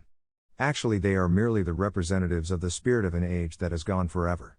Thus they are anachronistic in this age, and to the extent that they try to intervene in its life, they must fight against its every expression tendency. They can only negate the future with their hopeless attempt to revive the past. Does not this make them pessimists? The definitive word can now be said about pessimism and about optimism, for the two are inseparable as concepts. If pessimism is despair, optimism is cowardice and stupidity. Is there any need to choose between them? They are twin soul diseases. Between them lies realism, which wants to know what is, what must be done, how it can be done. Realism is historical thinking, and it is also political thinking. Realism does not approach the world with a preconceived principle to which things ought to submit. It is this prime stupidity which begets both pessimism and optimism. If it looks as though things will not fit, so to declare is pessimism. Optimism continues to pretend that they do, despite the entire course of history, to the contrary. Of the two diseases, optimism is more dangerous to the soul, for it is more blind. Pessimism, by not being afraid to affirm the unpleasing, is at least capable of seeing, and may yield to a flaring up of healthy instincts.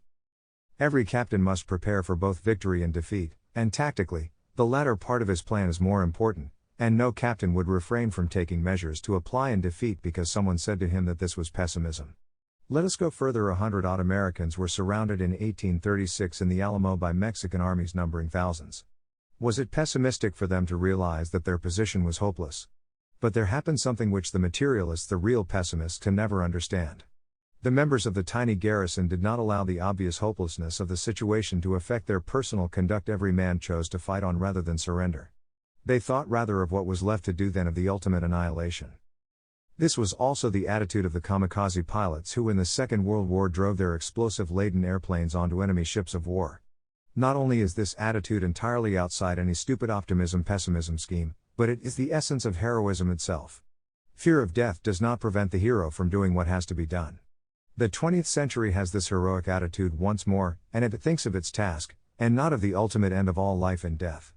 Least of all does it fear death so much, both individual death and the fulfillment of the civilization within which we must actualize our possibilities, that it attempts to deny death in any way. It wants to live life, not cringe before death. Optimism and pessimism are for cowards, weaklings, fools, and stupid persons, incapable of appreciating the mystery, power, and beauty of life. They shrink from sternness and renunciation, and escape from the brutality of facts into dreams of immortality of the body, and indefinite perpetuation of the world outlook of the 19th century. As I write 1948, these cowardly pessimists lorded over the submerged Western civilization, propped up by extra-European forces. They pretend that all is well, now that Europe is the spoils for powers from without, sunk to the level of India and China. The 20th century spirit, however, which they hate because it is young and full of life, intends to sweep them one day soon into history's dustbin, whither they were long since consigned. Theirs is the attitude do nothing. And yet they have the temerity to brand the representatives of the 20th century spirit with the positive attitude of accomplishment as pessimists. The materialists and liberals talk of return to better conditions. Always return. The new spirit commands, forward to our greatest age of all. This age and its spirit would not shrink from entering upon its task of building the empire of the West even if it were told that the outer forces are too strong, that they will never succeed. It prefers to die on its feet rather than live on its knees, like the materialists and other cowards who now make themselves serviceable to the outsiders in their great task of looting and destroying the Western civilization. The great ethical imperative of this age is individual truth to self, both for the civilization and its leading persons. To this imperative, an unfavorable situation could never bring about an adaptation of one's self to the demands of the outsider, merely in order to live in slavish peace. One asserts himself, determined on personal victory, against whatever odds exist. The promise of success is with the man who is determined to die proudly if it is no longer possible to live proudly. The civilization crisis. All the cultures arrived at the point in their development when their possibilities for culture in the narrower sense were fulfilled. The life directions of religion, philosophy, and the arts of form, were fully expressed and formed definitively. The Counter-Reformation was the period of the definitive shaping of Western religious formative potentialities, and thenceforward religion was on the defensive against profane tendencies, which gradually increased and finally, with the turn of the 19th century, gained the upper hand. Kant is the high point of Western possibilities in inorganic philosophy, as was his contemporary Goethe for organic philosophy. Mozart is the high point of music, the art that the Western culture chose as its most perfect for its own soul. Naturally, the culture had always had both an inner and outer life. Politics and war had always continued, since they are inseparable from the life of culture man. But in the first centuries of the culture, say until 1400, religion had dominated the total cultural life. Gothic architecture, Gothic sculpture, glass painting and fresco, all these arts had served religious expression, and these centuries may be called the Age of Religion. This period yielded to new tendencies, less inward, reflected also in the greater development of trade and economic production. The new tendencies are more urban, they contain more adaptation to the external world, but they are still primarily inward. The arts pass into the custody of great masters, and become emancipated from religion. The maturity of the culture shows itself in its development at this time of its greatest and most refined art. In the West, this was music; in the classical, it was sculpture. The Reformation and Counter-Reformation are both steps away from the Age of Religion. Philosophy becomes independent of theology, and natural science challenges dogmas of faith. The basic attitude toward the world is still sacred, but the illuminated foreground widens constantly. This period is the Baroque in our culture, lasting from 1500 to 1800, the Ionic in the classical. During these centuries, the politics reflected the strict formative stage of the culture. The struggle for political power was strictly within the bounds imposed by the culture soul. Armies were small, professional, war was the possession of the nobility, peace treaties were arrived at by negotiation and compromise, honor was present at every decision of politics or war. The later Baroque produced the Age of Enlightenment. Reason was now felt as all-powerful, and to challenge its almightiness became as unthinkable as it would have been to challenge God in Gothic times.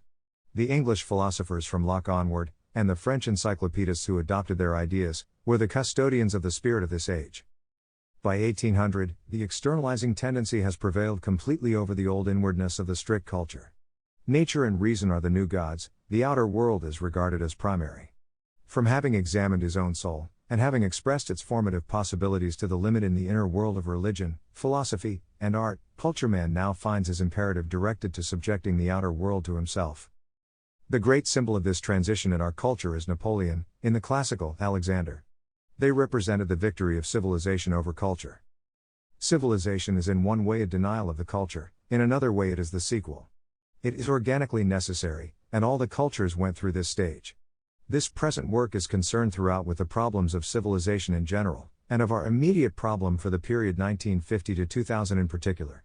Therefore it is not necessary to do more than present in this place a bare outline of the significance to the organism of the civilization phase. Reason applied to politics produced democracy, applied to war, it produced the mass army to replace the professional one, and the dictate instead of the treaty. The authority and dignity of the absolute state are felt as tyranny by the new life tendencies, and in heavy battles, the forces of money, economics, and democracy overcome the state. For its responsible, public, leadership, is substituted the irresponsible, private, rule of anonymous groups, classes, and individuals, whose interests the parliaments serve. The psychology of monarchs is replaced by the psychology of crowds and mobs, the new base for power of the man of ambition. Production, techniques, trade, public power, and, above all, population numbers increase fantastically. These numbers are produced by the enormous final life task of the culture, namely the subjection of its known world to its domination. In an area where formerly there were 80 millions, there are now 260 millions. The great common denominator of the civilization ideas is mobilization. The masses of the culture populations, and the masses whom they conquer, the earth itself, and the power of intellectual ideals, all are mobilized. 2. From the standpoint of the whole life of the organism, this stage is a crisis, for the whole idea of the culture itself is attacked, and the custodians of the culture must wage a battle of more than 2 centuries against inner attacks, in class war. Down beneath the culture, the idea awakens in the minds of intellectuals that this culture is a thing that must be done away with, that man is an animal and is corrupted by development of his soul. Philosophies appear, denying the existence of anything but matter. Life is defined as a physico-chemical process, its twin urges are economic and reproductive. Anything above this level is sinful. Both from the economic leaders and from the class warriors comes the doctrine that all life is nothing but economics. From self-styled psychologists comes the doctrine that life is nothing but reproduction. But the strength of the organism, even in crisis, is too great for a few intellectuals and their mobs to destroy it, and it goes its way. In the Western civilization, the expansive tendency reached the point where by 1900, 1820 of the surface of the earth was controlled politically from Western capitals. And this development merely brought an aggravation of the crisis, for this power will of the West gradually awaken the slumbering masses of the outer world to political activity. Before the inner war of classes had been liquidated, the outer war of races had begun. Annihilation wars and world wars, continuous internal strain in the form of unrelenting class war, which regards outer war merely as a means of increasing its demands, the revolt of the colored races against the Western civilization, These are the forms which this terrible crisis takes in the 20th century. The peak of this long crisis exists now, in the period 1950 to 2000, and possibly in these very years will be decided forever the question whether the West is to fulfill its last life phase. The proud civilization which in 1900 was master of to the power of 18/20 of the Earth's surface, arrived at the point in 1945, after the suicidal Second World War, where it controlled no part whatever of the Earth. World power for all great questions was decided in two outer capitals, Washington and Moscow. The smaller questions of provincial administration were left to the nations become colonies of the West, but in power questions, the regimes based in Russia and America decided all. Where formal control was left with Europe, as in Palestine, actual control was retained in Washington. The food rations, trade union policy leaders, and tasks of the former Western nations were decided upon outside of Europe. In 1900, the state system of Europe reacted as a unit when the negative will of Asia thought, by the Boxer Rebellion, to drive out the imperialism of the West from China. Western armies from the leading states moved in, and smashed the revolt. Less than half a century later, extra-European armies are moving freely about Europe, armies containing Negroes, Mongols, Turkstani, Kyrgyzstians, Americans, Armenians, colonials and Asiatics of all areas. How did this happen? Quite obviously, through the inner division of the West. This division was not material. Material cannot divide men if their minds agree. No, it was spiritual division that brought Europe into the dust. Half of Europe had a completely different attitude toward life, a different valuation of life, from the other half. The two attitudes were respectively the 19th century outlook, and the 20th century outlook. The division continues, and the amount of food a man in the Western civilization can eat is dependent on the decision of someone in Moscow or Washington. When the spiritual division of Europe comes to an end, the extra-European powers will be unable to hold down the strong-willed populations of Europe. The first step in action is thus the liquidation of the spiritual division of Europe. There is only one basis on which this can be done, there is only one future, the organic future. The only changes that can be brought about in a culture are those which its life stage necessitates. The 20th century outlook is synonymous with the future of the West. The perpetuation of the 19th century outlook means the continuation of the domination of the West by culture distorters and barbarians. The task of the present work is the presentation of all the fundamentals of the 20th century outlook necessary as the framework for comprehending and thorough action. First is the idea, not an ideal which can be summed up in a catchword, or one which can be explained to an alien, but a living, breathing, wordless feeling, which already exists in all Westerners, articulate in a very few, inchoate in most. This idea, in its wordless grandeur, its irresistible imperative, must be felt, and thus only men of the West can assimilate it. The alien will understand it as little as he has always understood Western creations and Western codes. In his victory parade in Moscow in 1945, the barbarian exhibited his Western captive slaves to the jeering crowds of his cities, and made them drag their national flags behind them in the dust. If any Westerner thinks that the barbarian makes nice distinctions between the former nations of the West, he is incapable of understanding the feelings of populations outside a high culture toward that culture. Tomorrow the captive slaves offered up to the annihilation instincts of the Moscow mobs may be drawn from Paris, London, Madrid, as well as from Berlin. A continuation of the spiritual division of the West makes this not only possible but absolutely inevitable. Both the outer forces are working for the continued division of the West, within they are helped by the least worthy elements in Europe. This is addressed however to the only people that matter, the Westerners who can feel the imperative of the future working within them. It is necessary that their world outlook be the same in all its fundamentals, and we know in this historical age that the prevailing spirituality of an age is a function of its soul, and that comparatively little latitude is allowed in its necessary formulation. Therefore, the present work contains not arguments, but commands of the spirit of the age. These thoughts and values are necessary for us. They are not personal, but superpersonal and compulsory for men who intend to do something with their lives. Our action task is dictated for us by the fact that the soil of our civilization is occupied by the outsider. Our inner imperative and outlook on life is determined for us by the age. A part of the outlook of any age is simply the negation of the outlook of the previous age. Each age has to assert its new spirit against its predecessor, which would continue, even in the stage of rigor mortis, to dominate the spiritual landscape of the culture. In establishing itself, the new spirit must deny the hostile old one. In a substantial part, therefore, our 20th century outlook is the negative of the 19th century materialism. Having destroyed this dank ruin, it erects over it its own appropriate view of the world and life. Since this is written for those whose worldview is researched to its very foundations, the preliminary, negative, aspect must be equally thorough. The worldview of the millions is the task of journalism, but those who think independently have an inner necessity for a comprehensive picture. The great foundations of the old outlook were rationalism and materialism. They will be completely examined in this work, but here it is proposed to treat only three thought systems: Darwinism, Marxism, Freudianism, products of materialistic thought, all of which were the focus of great spiritual energy in the 19th century, and which, continuing to have a vogue in the early 20th century, contributed greatly to lead Europe into its present abyss. Darwinism. One of the most fruitful discoveries of the 20th century was the Metaphysics of Nations. The unveiling of the riddle of history showed that nations are different manifestations of the soul of the high cultures. They exist only in cultures, they have their lifespan for political purposes, and possess, vis-à-vis the other nations of the culture, individuality. Each great nation is given an idea, a life mission, and the history of the nation is the actualizing of this idea. This idea, again, must be felt, and cannot be directly defined. Each idea, to actualize which a given nation was chosen by the culture, is also a stage of the development of the culture. Thus Western history presents during the recent centuries, a Spanish period, a French period, an English period. They correspond to Baroque, Rococo, and early civilization.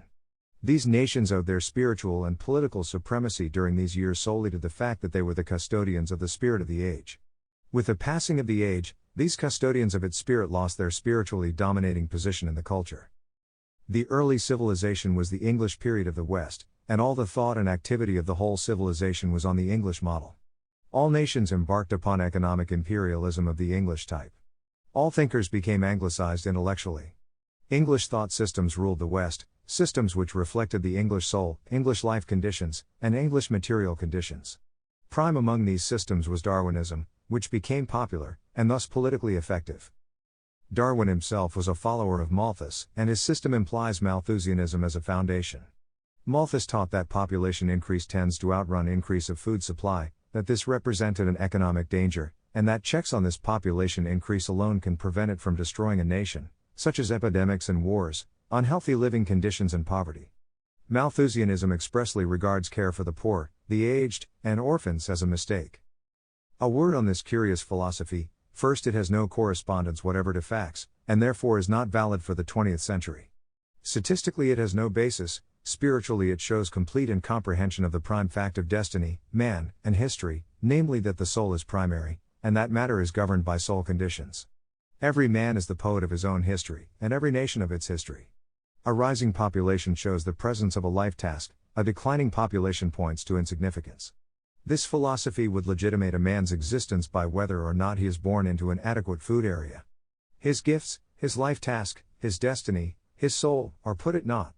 It is one example of the great philosophic tendency of materialism, the animalization of culture man. Malthusianism taught that the food-population ratio imposed a continuous struggle for existence among men. This struggle for existence became a leading idea for Darwinism. The other leading ideas of Darwinism are found in Schopenhauer, Erasmus Darwin, Henry Bates, and Herbert Spencer. Schopenhauer in 1835 set forth a nature picture containing the struggle for self-preservation, human intellect as a weapon in the struggle, and sexual love as unconscious selection according to the interest of the species.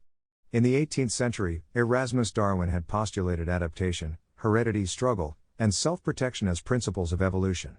Bates formulated before Darwin the theory of mimicry, Spencer the theory of descent, and the powerful tautological catchword survival of the fittest to describe the results of the struggle. This is only the foreground, for actually the road from Darwin back to Calvin is quite clear. Calvinism is a religious interpretation of the survival of the fittest idea, and it calls the fit the elected. Darwinism makes this election process mechanical, profane instead of theological, religious, selection by nature instead of election by God.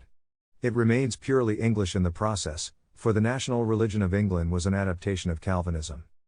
The basic idea of Darwinism, evolution, is as little novel as the particular theories of the system. Evolution is the great central idea of the philosophy of the 19th century. It dominates every leading thinker in every system: Schopenhauer, Proudhon, Marx, Wagner, Nietzsche, Mill, Ibsen, Shaw. These thinkers differ in their explanation of the purpose and technique of evolution. None of them question the central idea itself. With some of them it is organic, with most purely mechanical. Darwin's system has two aspects, of which only one is treated here, for only one was effective. This was Darwinism as a popular philosophy. As a scientific arrangement, it had considerable qualifications, and no one paid any attention to these when converting it to a journalistic world outlook.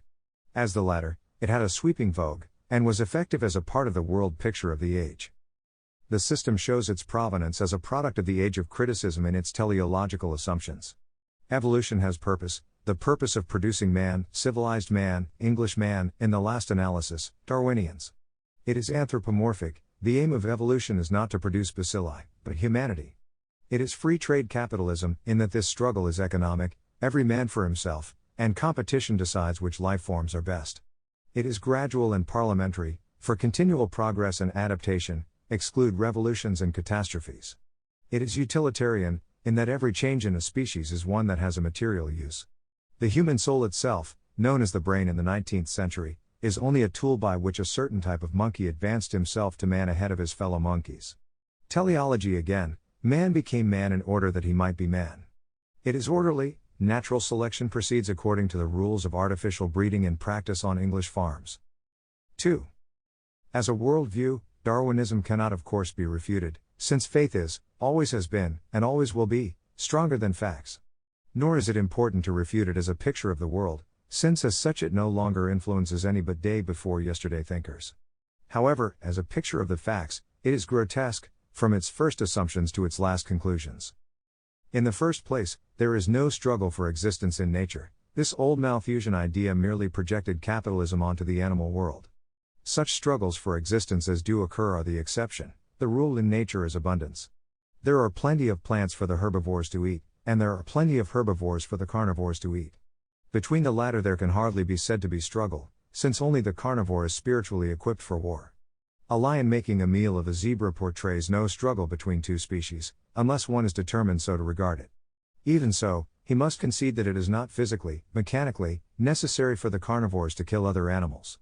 They could as well eat plants. It is the demand of their animal souls however to live in this fashion, and thus, even if one were to call their lives struggles, it would not be imposed by nature but by the soul.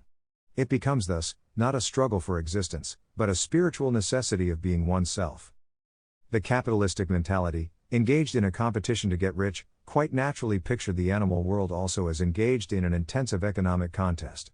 Both Malthusianism and Darwinism are thus capitalistic outlooks, in that they place economics in the center of life, and regard it as the meaning of life. Natural selection was the name given to the process by which the unfit died out to give place to the fit. Adaptation was the name given to the process by which a species gradually changed in order to be more fit for the struggle. Heredity was the means by which these adaptations were saved for the species. As a factual picture, this is easier to refute than it is to prove, and factual biological thinkers, both mechanists and vitalists, like Louis Agassiz, Dubois-Raymond, Rank, and Dryast rejected it from its appearance. The easiest refutation is the paleontological. Fossil deposits, found in various parts of the earth, must represent the possibilities generally. Yet they disclose only stable species forms, and disclose no transitional types, which show a species evolving into something else. And then, in a new fossil horde, a new species appears, in its definitive form, which remains stable. The species that we know today, and for past centuries, are all stable, and no case has ever been observed of a species adapting itself to change its anatomy or physiology, which adaptation then resulted in more fitness for the struggle for existence, and was passed on by heredity, with the result of a new species. Darwinians cannot get over these facts by bringing in great spaces of time, for paleontology has never discovered any intermediate types, but only distinct species. Nor are the fossil animals which have died out any simpler than present-day forms, although the course of evolution was supposed to be from simple to complex life forms. This was crude anthropomorphism. Man is complex, other animals are simple, they must be tending toward him, since he is higher biologically. Calling culture man a higher animal still treats him as an animal. Culture man is a different world spiritually from all animals, and is not to be understood by referring him to any artificial materialistic scheme. If this picture of the facts were correct, species ought to be fluid at the present time. They should be turning into one another. This is, of course, not so. There should actually be no species, but only a surging mass of individuals, engaged in a race to reach man. But the struggle, again, is quite inconclusive. The lower forms, simpler, less fit, have not died out, have not yielded to the principle of Darwinian evolution. They remain in the same form they have had for, as the Darwinians would say, millions of years. Why do they not evolve into something higher? The Darwinian analogy between artificial selection and natural selection is also in opposition to the facts. The products of artificial selection, such as barnyard fowls, racing dogs, race horses, ornamental cats, and song canaries, would certainly be at a disadvantage against natural varieties. Thus, artificial selection has only been able to produce less fit life forms. Nor is Darwinian sexual selection in accordance with facts. The female does not by any means always choose the finest and strongest individual for a mate, in the human species, or in any other. The utilitarian aspect of the picture is also quite subjective, i.e., English, capitalistic, parliamentarian, for the utility of an organ is relative to the use sought to be made of it. A species without hands has no need of hands. A hand that slowly evolved would be a positive disadvantage over the millions of years necessary to perfect the hand. Furthermore, how did this process start? For an organ to be util, it must be ready. While it is being prepared, it is inutil. But if it is inutil, it is not Darwinian, for Darwinism says evolution is utilitarian. Actually, all the techniques of Darwinian evolution are simply tautological. Thus, within the species it is individuals which have a predisposition to adapt themselves that do so. Adaptation presupposes adaptation. The process of selection affects those specimens with definite aptitudes which make them worthy of selection. In other words, they have already been selected. Selection presupposes selection. The problem of descent in the Darwinian picture is treated as finding the interrelations of the species. Having assumed their interrelationship, it then finds they are interrelated, and proves the interrelationship thus. Descent presupposes descent. The utility of an organ is a way of saying it works for this species. Utility thus presupposes the existence of the very species which has the organ, but lacking that organ. The facts, however, have never shown a species to pick up a certain missing organ, which seemed necessary.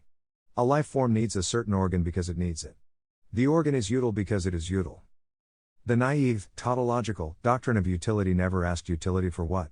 That which serves duration might not serve strength. Utility is not a simple thing, but entirely relative to what already exists. Thus it is the inner demands of a life form which determine what it would like to have, what would be useful to it. The soul of the lion and his power go together. The hand of man and his brain go together. No one can say that the strength of the lion causes him to live the way he does, nor that the hand of man is responsible for his technical achievements. It is the soul in each case which is primary. This primacy of the spiritual inverts the Darwinian materialism on the doctrine of utility. A lack can be util, the lack of one sense develops others, physical weakness develops intelligence. In man and in animals alike, the absence of one organ stimulates others to compensatory activity. This is often observed in endocrinology in particular. 3. The whole grotesquerie of Darwinism, and of the materialism of the entire 19th century generally, is a product of one fundamental idea, an idea which happens also to be non-factual to this century, even though it was a prime fact a century ago. This one idea was that life is formed by the outer. This generated the sociology of environment as determining the human soul. Later it generated the doctrine of heredity as doing the same. And yet, in a purely factual sense, what is life? Life is the actualizing of the possible. The possible turns into the actual in the midst of outer facts, which affect only the precise way in which the possible becomes actual, but cannot touch the inner force which is expressing itself through, and, if necessary, in opposition to, the outer facts. Neither heredity nor environment determine these inner possibilities. They affect only the framework within which something entirely new and individual, a unique soul, will express itself. The word evolution describes to the 20th century the process of the ripening and fulfilling of an organism or of a species. This process is not at all the operation of mechanical utility causes on plastic, formless, protoplasmic material, with purely accidental results. His work with plants led De Vries to develop his mutation theory of the origin of species, and the facts of paleontology reinforce it to the extent of showing the sudden appearance of new species. The 20th century finds it quite unnecessary to formulate mythologies, either in cosmogony or biology. Origins are forever hidden from us, and a historical viewpoint is interested in the development of the process, not in the mysterious beginning of the process. This beginning, as set forth by scientific mythology, and by religious mythology, has only an historical interest to our age. What we note is that once these world pictures were actual and living.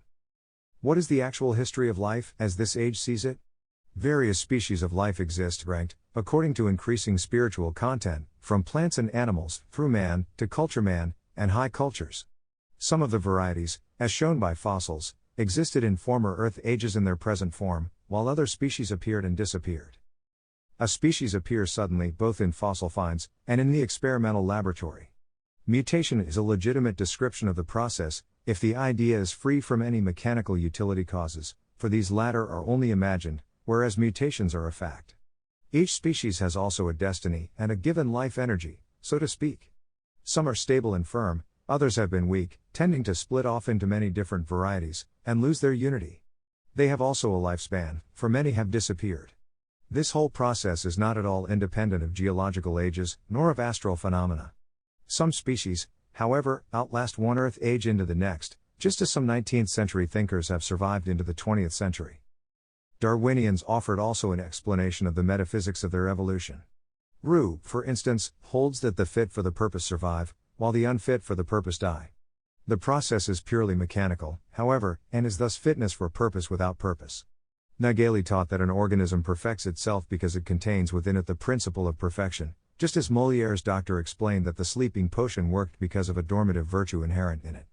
Weismann denied the heredity of acquired characteristics, but instead of using it to destroy Darwinism, as it obviously does, if every individual has to start anew, how can the species evolve? He props up the Darwinian picture with it by saying that the germ plasm contains latent tendencies toward useful qualities. But this is no longer Darwinism, for the species does not evolve if it is only doing what it tends to do. These tautological explanations only convinced people because they believed already.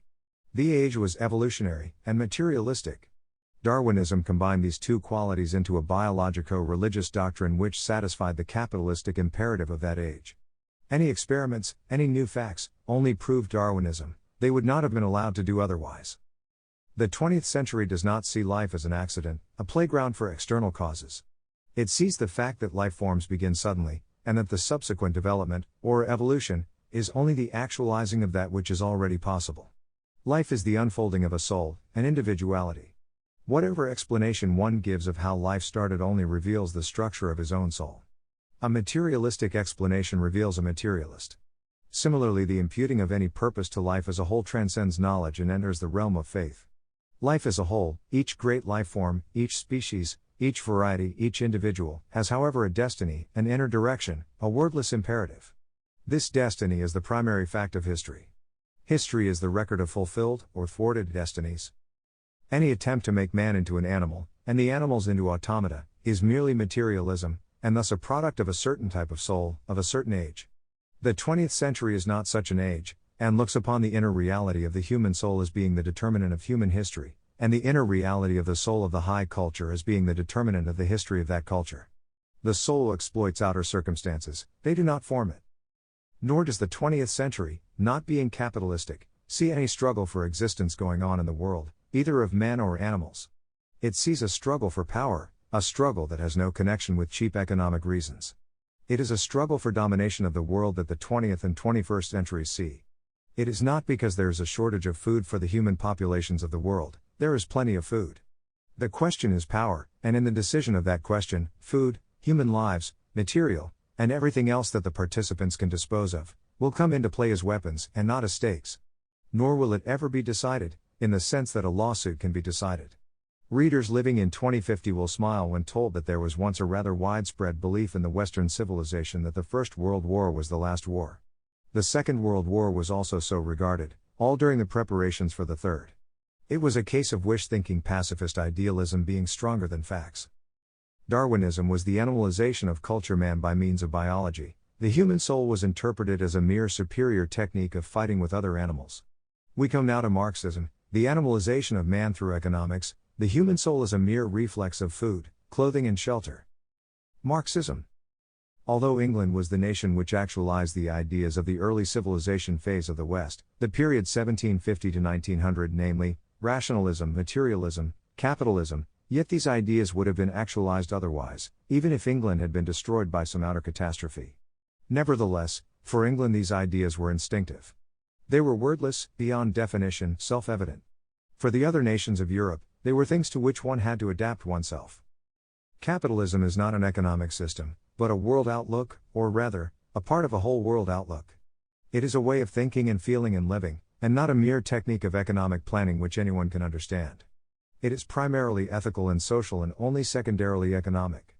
The economics of a nation is a reflection of the national soul, just as the way a man makes his living is a subordinate expression of his personality. Capitalism is an expression of individualism as a principle of life, the idea of every man for himself. It must be realized that this feeling is not universal human, but only a certain stage of a certain culture, a stage that in all essentials passed away with the First World War, 1914-1919. Socialism is also an ethical social principle, and not an economic program of some kind. It is antithetical to the individualism which produced capitalism. Its self-evident, instinctive idea is, each man for all. To individualism as a life principle, it was obvious that each man in pursuing his own interests, was working for the good of all. To socialism as a life principle, it is equally obvious that a man working for himself alone is ipso facto working against the good of all. The 19th century was the age of individualism, the 20th and 21st are the ages of socialism. No one has understood if he thinks this is an ideological conflict. Ideology itself means, the rationalizing of the world of action. This was the preoccupation of the early phase of the Western civilization, 1750 to 1900, but no longer engages the serious attention of ambitious men. Programs are mere ideals, they are inorganic, rationalized, anyone can understand them. This age, however, is one of a struggle for power. Each participant wants the power in order to actualize himself, his inner idea, his soul. 1900 could not understand what Goethe meant when he said, in life, it is life itself that is important, and not a result of life. The time has passed away in which men would die for an abstract program of improving the world. Men will always be willing to die, however, in order to be themselves. This is the distinction between an ideal and an idea. Marxism is an ideal. It does not take account of living ideas, but regards the world as a thing that can be planned on paper and then set up in actuality. Marx understood neither socialism nor capitalism as ethical world outlooks. His understanding of both was purely economic, and thus a misunderstanding. The explanation Marxism offered of the significance of history was ludicrously simple, and in this very simplicity lay its charm, and its strength. The whole history of the world was merely the record of the struggle of classes. Religion, philosophy, science, techniques, music, painting, poetry, nobility, priesthood, emperor and pope state, war, and politics, all are simply reflections of economics. Not economics generally, but the struggle of classes. The most amazing thing about this ideological picture is that it was ever put forward seriously, or taken seriously. The 20th century finds it unnecessary to contradict this history picture as a world outlook. It has been supplanted, and has joined Rousseau. The foundations of Marxism must however be shown, since the whole tendency which produced it is one that this age is impelled to deny as a premise of its own existence. Being inwardly alien to Western philosophy, Marx could not assimilate the ruling philosopher of his time, Hegel, and borrowed Hegel's method to formulate his own picture. He applied this method to capitalism as a form of economy, in order to bring about a picture of the future corresponding to his own feelings and instincts. These instincts were negative toward the whole Western civilization. He belonged with the class warriors, who appear at a corresponding stage of every culture, as a protest against it. The driving force of class war is the will to annihilation of culture. The ethical and social foundations of Marxism are capitalistic. It is the old Malthusian struggle again. Whereas to Hegel, the state was an idea, an organism with harmony in its parts, to Malthus and Marx there was no state, but only a mass of self-interested individuals, groups, and classes. Capitalistically, all is economics. Self-interest means economics. Marx differed on this plane in no way from the non-class war theoreticians of capitalism Mill, Ricardo, Paley, Spencer, Smith. To them all, life was economics, not culture. To them all, it was the war of group against group, class against class, individual against individual, whether they say so expressly or not. All believe in free trade, and want no state interference in economic matters. None of them regard society or state as an organism. Capitalistic thinkers found no ethical fault with destruction of groups and individuals by other groups and individuals, so long as the criminal law was not infringed. This was looked upon as, in a higher way, serving the good of all. Marxism is also capitalistic in this. Its ethics have superadded the Mosaic law of revenge, and the idea that the competitor is evil morally, as well as economically injurious. The competitor of the working class was the bourgeoisie, and since the victory of the working class was the sole aim of the entire history of the world, naturally Marxism, being a philosophy of progress, ranged itself with the good worker against the evil bourgeois. The necessity for thinking things are getting better all the time, a spiritual phenomenon which accompanies every materialism, was as indispensable to Marxism as it was to Darwinism and 19th-century Philistinism generally. Fourier, Gabet, Saint-Simon, Comte, Proudhon, Owen, all designed utopias like Marxism, but they neglected to make them inevitable, and they forgot to make hate the center of the system. They used reason, but Marxism is one more proof that hate is more effective. Even then, one of the older utopias, that of Marx, was the last in Europe, being followed only by Edward Bellamy's in America, might have played the Marxian role, but they came from countries with lower industrial potential, and thus Marx had a capitalistic superiority over them. 2. In the Marxian scheme, history got almost nowhere until the Western culture appeared, and its tempo accelerated infinitely precisely with the appearance of Marxism. The class war of 5,000 years was ready to be finally wound up, and history was to come to an end. The victory of the proletariat was to abolish classes, but it was also to dictate. A dictatorship of the proletariat implies someone to receive the dictate, but this is one of the mysteries of Marxism, which kept the conversation of disciples from flagging. By the time Marxism appeared, there were, says the theory, only two classes left, proletariat and bourgeoisie. Naturally, they had to carry on war to the death, since the bourgeois was taking nearly all the proceeds of the economic system, and were entitled to nothing. Au contraire, it was precisely the proletaire who was getting nothing who was entitled to everything. This reduction of classes to two was inevitable. All history had only existed in order to bring about this dichotomy, which would finally be liquidated by the dictate of the proletariat. Capitalism was the name given to the economic system whereby the wrong people were taking everything, leaving nothing for the right people. Capitalism created the proletariat by mechanical necessity, and equally mechanically, the proletariat was fated to swallow up its creator. What the form of the future was to be was not included in the system. The two catchwords expropriation of the expropriators and dictatorship of the proletariat are supposed to contain it. Actually, it was, of course, not even in theory a plan for the future, but simply and solely a theoretical foundation for class war, giving it an historical, ethical and economic political rationale. This is shown by the fact that in the preface to the second Russian edition of the Communist Manifesto a theory was put forth by Marx and Engels according to which communism could come directly from Russian peasantry to proletariat dictate without the long period of bourgeois domination which had been absolutely necessary in Europe. The important part of Marxism was its demand for active, constant, practical class war. The factory workers were selected as the instruments for this struggle for obvious reasons. They were concentrated, they were being mistreated, they could thus be agitated and organized into a revolutionary movement to realize the completely negative aims of the coterie of Marx.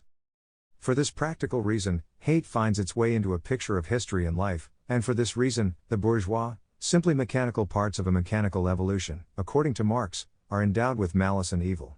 Hatred is useful in fomenting a war which does not seem to be occurring of itself. And to the end of increasing hatred, Marx welcomed lost strikes, which created more hatred than successful ones. Only to serve this purpose of action are the absurd propositions about labor and value put forth.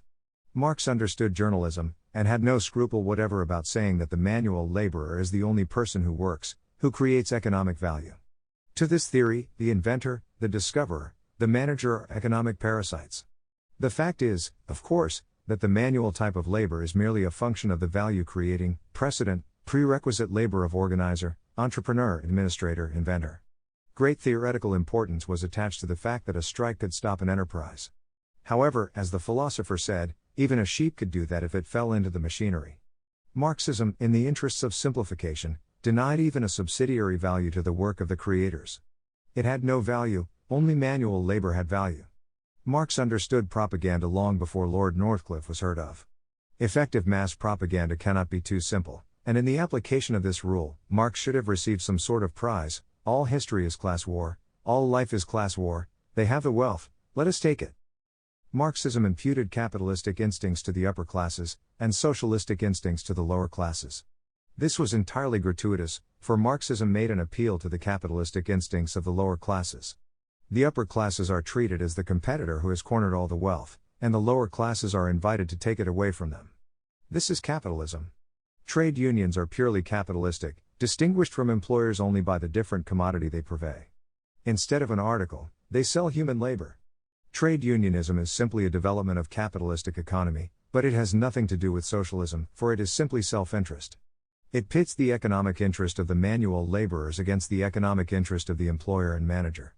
It is simply Malthus in New Company. It is still the old struggle for existence, man against man, group against group, class against class, everyone against the state.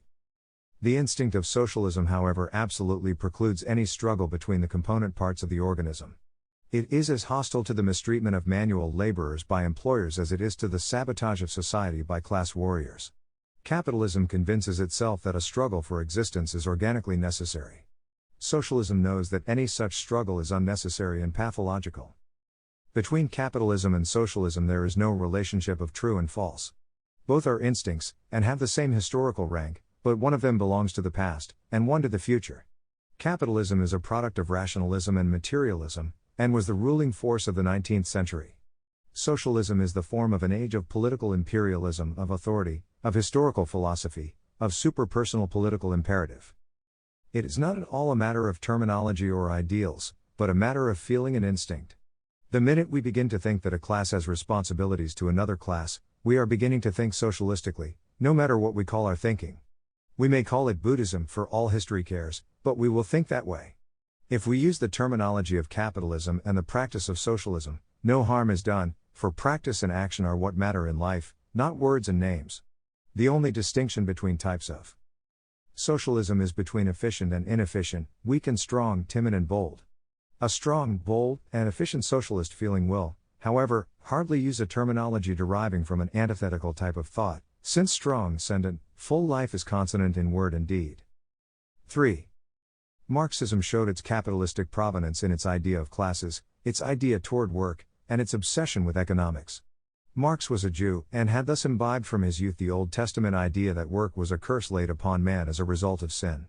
Free capitalism placed this same value on work, regarding it as something from which to be delivered as a prerequisite to the enjoyment of life. In England, the classic land of capitalism, the ideas of work and wealth were the central ideas of social valuation. The rich had not to work, the middle classes had to work, but were not poor, the poor had to work to exist from one week to the next. Thorstein Veblen, in his theory of the leisure class, showed the wide ramifications in the life of 19th century nations of this attitude toward work. The whole atmosphere of the Marxian utopia is that the necessity for the proletariat to work will vanish with its victory. After the expropriation, the proletariat can retire, and even have ci devant employers for servants. This attitude toward work is not universal human, but a thing tied to the existence of English capitalism. Never before in the Western culture was there a prevailing feeling that work should be despised. In fact, after the Reformation, the leading theologians all adopted a positive attitude toward work as a high, if not the highest, value. From this period comes the idea that to work is to pray. This spirit is once again uppermost, and socialistic instinct regards a man's work, not as a curse laid upon him, a hated thing from which money can free him, but as the content of his life, the earthly side of his mission in the world. Marxism has the opposite valuation of work from socialism. Similarly, the Marxian concept of class has nothing to do with socialism. The articulation of society in Western culture was at first into estates. Estates were primarily spiritual. As Friedank said in Gothic times, God hath shapen lives three, boor and knight and priest they be. These are not classes, but organic ranks. After the French Revolution came the idea that the articulation of society was a reflection of the situation of money hoards. The term class was used to describe an economic layer of society. This term was final for Marx, since life to him was simply economics, saturated as he was with the capitalistic world outlook. But to socialism, money possession is not the determinant of rank in society any more than it is in an army. Social rank in socialism does not follow money, but authority. Thus socialism knows no classes in the Marxian capitalistic sense. It sees the center of life in politics, and has thus a definite military spirit in it. Instead of classes, the expressions of wealth, it has rank, the concomitant of authority. Marxism is equally obsessed with economics as its contemporary English environment. It begins and ends with economics, focusing its gaze on the tiny European peninsula, ignoring the past and present of the rest of the world. It simply wanted to frustrate the course of Western history, and chose class war as a technique for doing it. There had been class war before Marxism, but this philosophy gave it a theory which said there was nothing else in the world. There had been jealousy in the lower orders before Marxism, but now this jealousy was given an ethical basis which made it alone good, and everything above evil. Wealth was branded as immoral and criminal, its possessors as the arch-criminals. Class war was a competition, and something more, it was a battle of good against evil, and thus more brutal and unlimited than mere war. Western thinkers like Sorel could not adopt this attempt to make the class war exceed any limitations of honor and conscience, Sorel conceived of class war as similar to international war, with protection of noncombatants, rules of warfare, honorable treatment of prisoners. Marxism regarded the opponent as a class war criminal. The opponent could not be assimilated into a new system, he was to be exterminated, enslaved, starved, persecuted. The Marxist class war concept thus far exceeded politics. Politics is simply power activity, not revenge activity, jealousy, hatred, or justice. Again, it has no connection with socialism, which is political through and through, and regards a defeated opponent as a member of the new, larger organism, with the same rights and opportunities as those already in it. This was one more connection of Marxism with capitalism, for the latter had a tendency to moralize politics, making the opponent into a wicked person. Lastly, Marxism differs from socialism in being a religion, whereas socialism is an instinctive organizatory political principle. Marxism had its Bible, its saints, its apostles, its heresy tribunals, orthodoxy and heterodoxy, its dogmas and exegesis, sacred writings and schisms. Socialism dispenses with all this, it is interested in procuring cooperation of men with the same instincts. Ideology has even now little importance to socialism, and in the coming decades it will have ever less. As socialism creates the form of the future, Marxism slips into the past with the other remnants of materialism. The mission of Western man is not to become rich through class war, it is to actualize his inner ethico-politico-cultural imperative. Freudianism. As was the case with Darwinism and Marxism, Freudianism has no cultural, but only anti-cultural significance. All three are products of the negative side of the civilization crisis, the side which destroys the old spiritual, social, ethical, philosophical values, and substitutes for them a crude materialism. The principle of criticism was the new God to whom all the old values of the Western culture were offered up. The spirit of the 19th century is one of iconoclasm. The outstanding thinkers nearly all had their center of gravity on the side of nihilism: Schopenhauer, Hegel, Proudhon, Engels, Marx, Wagner, Darwin, Dühring, Strauss, Ibsen, Nietzsche, Strindberg, Scholl. Some of these were also, on the other side of their beings, heralds of the future, the spirit of the 20th century. The leading tendency was, however, materialistic, biological, economic, scientific, against the soul of culture man and the hitherto acknowledged meaning of his life. Not on a par with them, but in their tradition, is the system of Freudianism. The soul of culture man is attacked by it, not from an oblique direction of economics or biology, but from the front. The science of psychology is chosen as the vehicle to deny all the higher impulses of the soul. On the part of the creator of psychoanalysis, this assault was conscious. He spoke of Copernicus, Darwin, and himself as the three great insulters of mankind. Nor was his doctrine free from the fact of his Jewishness, and in his essay on the resistance to psychoanalysis, he says that it is no accident that a Jew created this system, and that Jews are readily converted to it, since they know the fate of isolation and opposition. Vis-à-vis the Western civilization, Freud was spiritually isolated, and had no recourse but to oppose. Freudianism is one more product of rationalism. It turns rationalism on the soul, and finds that it is purely mechanical. It can be understood, and spiritual phenomena are all manifestations of the sexual impulse. This was another one of those marvelous and grandiose simplifications which guarantee popularity for any doctrine in an age of mass journalism. Darwinism was the popular outlook that the meaning of the life of the world was that everything else was trying to become man-animal, and man was trying to become Darwinian. Marxism, the meaning of all human life is that the lowest must become the highest. Freudianism, the meaning of human life is sexuality, actual, optative, conative, or otherwise. All three are nihilistic. Culture man is the spiritual enemy. He must be eliminated by animalizing him, biologizing him, making him economic, sexualizing him, diabolizing him. To Darwinism, a Gothic cathedral is a product of mechanical evolution. To Marx it is an attempt of the bourgeois to trick the proletariat. To Freud it is a piece of frozen sexuality. It is both needless and impossible to refute Freudianism. If everything is sex, a refutation of Freudianism would also be sexual in significance. The 20th century does not approach phenomena that have become historical by asking whether they are true or false. To its historical way of thinking, a Gothic cathedral is an expression of the intensely religious, newly awakening young Western culture, which shadows forth the striving nature of this culture soul. In its necessity for self-expression, however, this new outlook must reject the materialistic tyranny of the older, immediately preceding outlook. It must free itself also from Freudianism. This last great attempt to animalize man also uses critical rationalistic methods. The soul is mechanical, it consists of one simple impulse, the sexual instinct. The whole life of the soul is the process of this instinct getting misdirected, twisted, turned upon itself. For it is elemental to this science that this instinct cannot go correctly. To describe the mechanical functions of the soul is to describe diseases. The various processes are neurosis, inversion, complexes, repression, sublimation, transference, perversion. All are abnormal, unhealthy, misdirected, unnatural. As one of its abecedarian truths, the system states that every person is a neurotic, and every neurotic is a pervert or invert.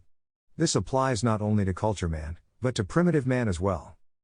Here Freud surpasses Rousseau, who at the beginning of the early civilization phase of the West, affirmed the purity, simplicity, and soul healthiness of the savage, in contrast to the wickedness and perversion of culture man.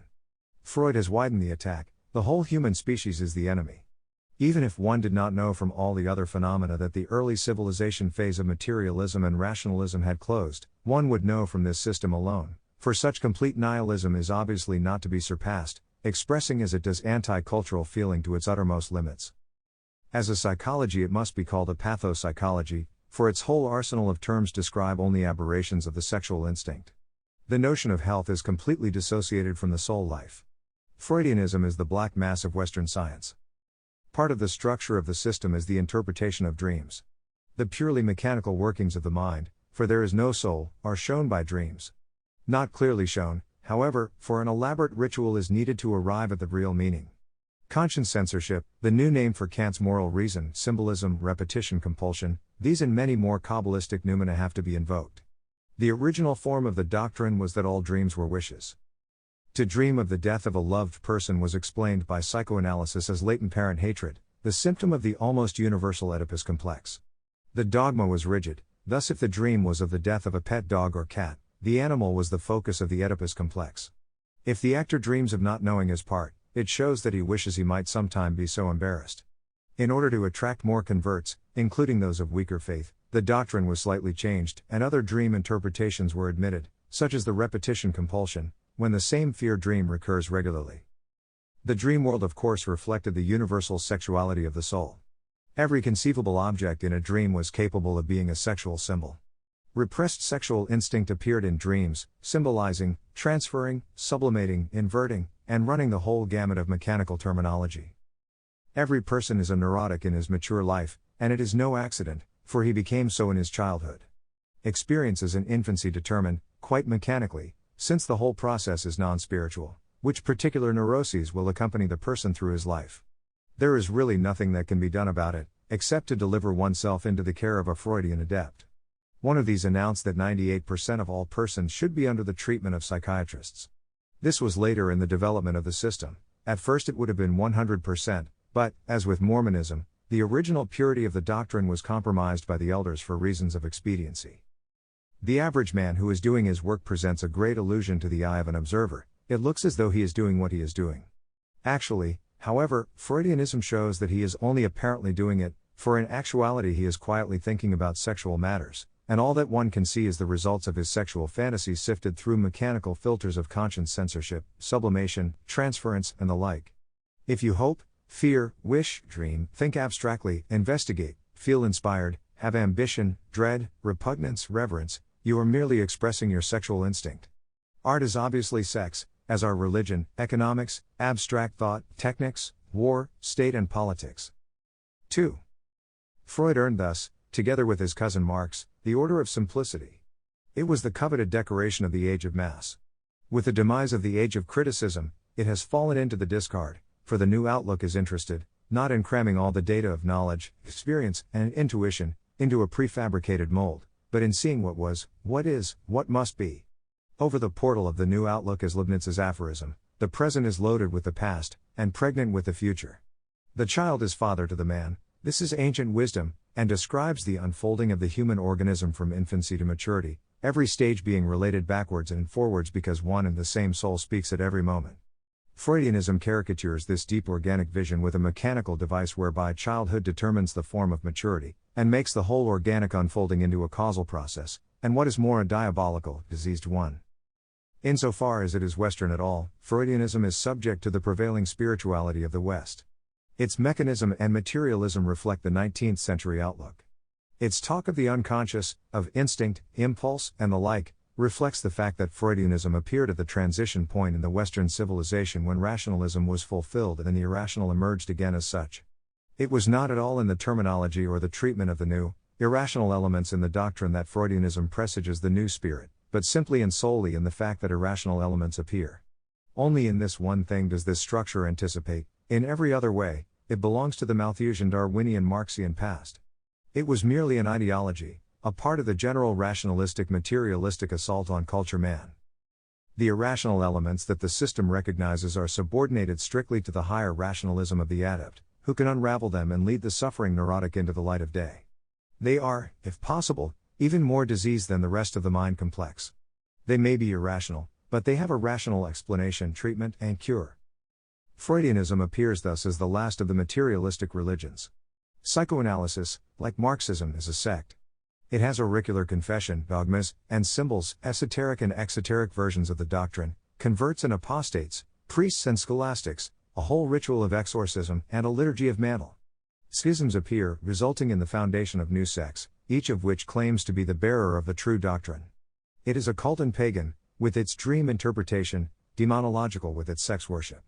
Its world picture is that of a neurotic humanity, twisted and perverted in its straitjacket of Western civilization, toward whom the new priest of psychoanalysis stretches out the hand of deliverance through the anti-Western Freudian gospel.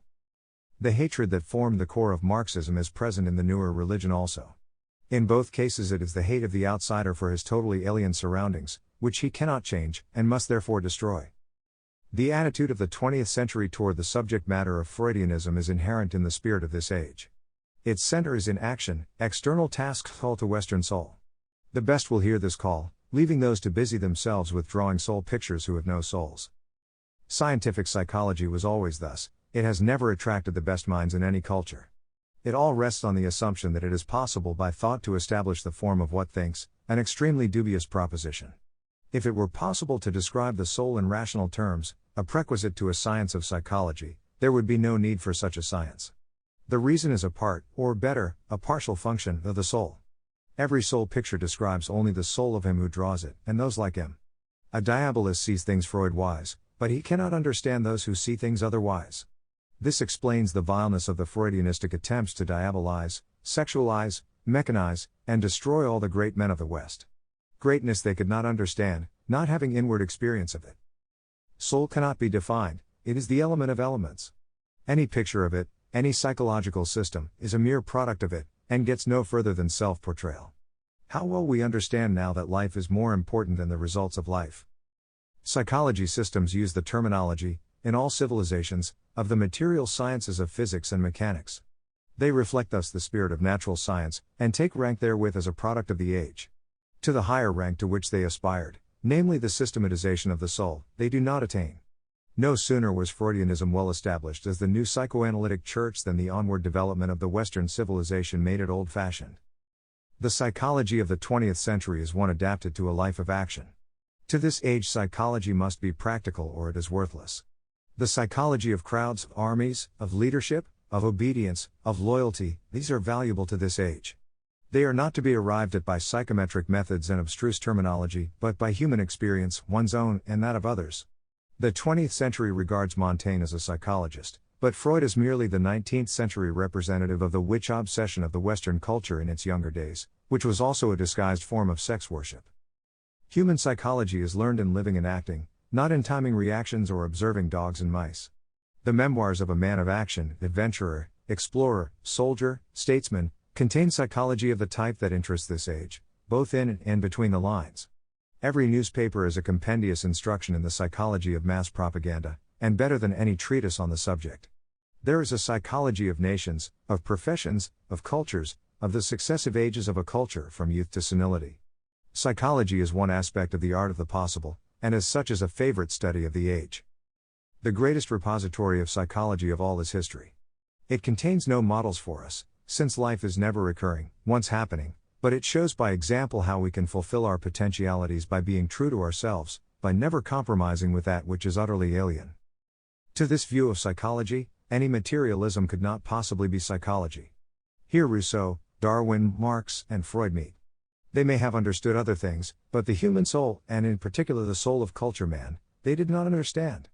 Systems like theirs are only historical curiosities to the 20th century, unless they happen to claim to be appropriate descriptions of reality. Anyone who believes in these antiquated fantasies stamps himself as ludicrous, posthumous, ineffective, and superfluous. No leading men of the coming decades will be Darwinians, Marxians, or Freudians. The scientific technical world outlook. Science is the seeking after exact knowledge of phenomena. In discovering interrelations between phenomena, that is, observing the conditions of their appearance, it feels it has explained them. This type of mentality appears in a high culture after the completion of creative religious thought, and the beginning of externalizing. In our culture, this type of thinking only began to feel sure of itself with the middle of the 17th century. In the 5th century BC, the leading characteristic of early scientific thinking, from the historical standpoint, is that it dispenses with theological and philosophical equipment, only using them to fill in the background, in which it is not interested. It is thus materialistic, in its essence, in that its sole attention is turned to phenomena, and not to ultimate realities. To a religious age, phenomena are unimportant compared with the great spiritual truths. To a scientific age, the opposite is true. Technics is the utilization of the macrocosm. It always accompanies a science in its full blooming, but this is not to say that every science is accompanied by technical activity, for the sciences of the classical culture, and the Mexican culture had nothing at all which we would call technical proficiency. In the early civilization stage, science predominates, and precedes technics in all its attempts, but with the turn of the 20th century, technical thinking began to emancipate itself from this dependence, and in our day, science serves technics, and no longer vice versa. In an age of materialism, which is to say, an anti-metaphysical age, it was but natural that an anti-metaphysical type of thinking like science would become a popular religion. Religion is a necessity for culture man, and he will build his religion on economics, biology, or nature, if the spirit of the age excludes true religion. Science was the prevalent religion of the 18th and 19th centuries. While one was permitted to doubt the truths of the Christian sects, one was not allowed to doubt Newton, Leibniz, and Descartes. When the great Goethe challenged the Newtonian light theory, he was put down as a crank and a heretic. Science was the supreme religion of the 19th century, and all other religions, like Darwinism and Marxism, referred to its great parent dogmas as the basis for their own truths. Unscientific became the term of damnation. From its timid beginnings, science finally took the step of holding out its results, not as a mere arrangement and classification, but as the true explanations of nature and life. With this step, it became a world outlook, that is a comprehensive philosophy, with metaphysics, logic and ethics for believers. Every science is a profane restatement of the preceding dogmas of the religious period. It is the same cultural soul which formed the great religions that in the next age reshapes its world, and this continuity is thus absolutely inevitable. Western science as a world outlook is merely Western religion represented as profane, not sacred, natural, not supernatural, discoverable, not revealed. Like Western religion, science was definitely priestly. The savant is the priest, the instructor is the lay brother, and a great systematizer is canonized, like Newton and Planck. Every Western thought form is esoteric, and its scientific doctrines were no exception. The populace were kept in touch with the advance of science through a popular literature at which the high priests of science smiled. In the 19th century, science accreted the progress idea, and gave its own particular stamp to it. The content of progress was to be technical. Progress was to consist in faster motion, further sound, wider exploitation of the material world ad infinitum. This showed already the coming predominance of techniques over science. Progress was not to be primarily more knowledge, but more technique. Every Western worldview strives after universality, and so this one declared that the solution of social problems was not to be found in politics and economics, but in science. Inventions were promised which would make war too horrible for men to engage in, and they would therefore cease warring. This naivete was a natural product of an age which was strong in natural science, but weak in psychology. The solution of the problem of poverty was machinery, and more machinery.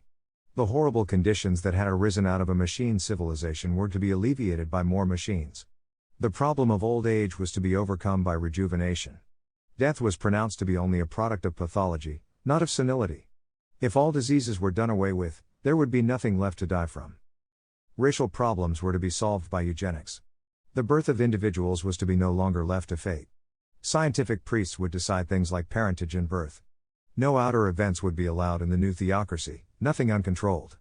The weather was to be harnessed, all natural forces brought under absolute control. There would be no occasion for wars, everyone would be striving to be scientific, not seeking power. International problems would vanish, since the world would become one huge scientific unit. The picture was complete and to the materialistic 19th century, awe-inspiring, all life, all death, all nature, reduced to absolute order, in the custody of scientific theocrats.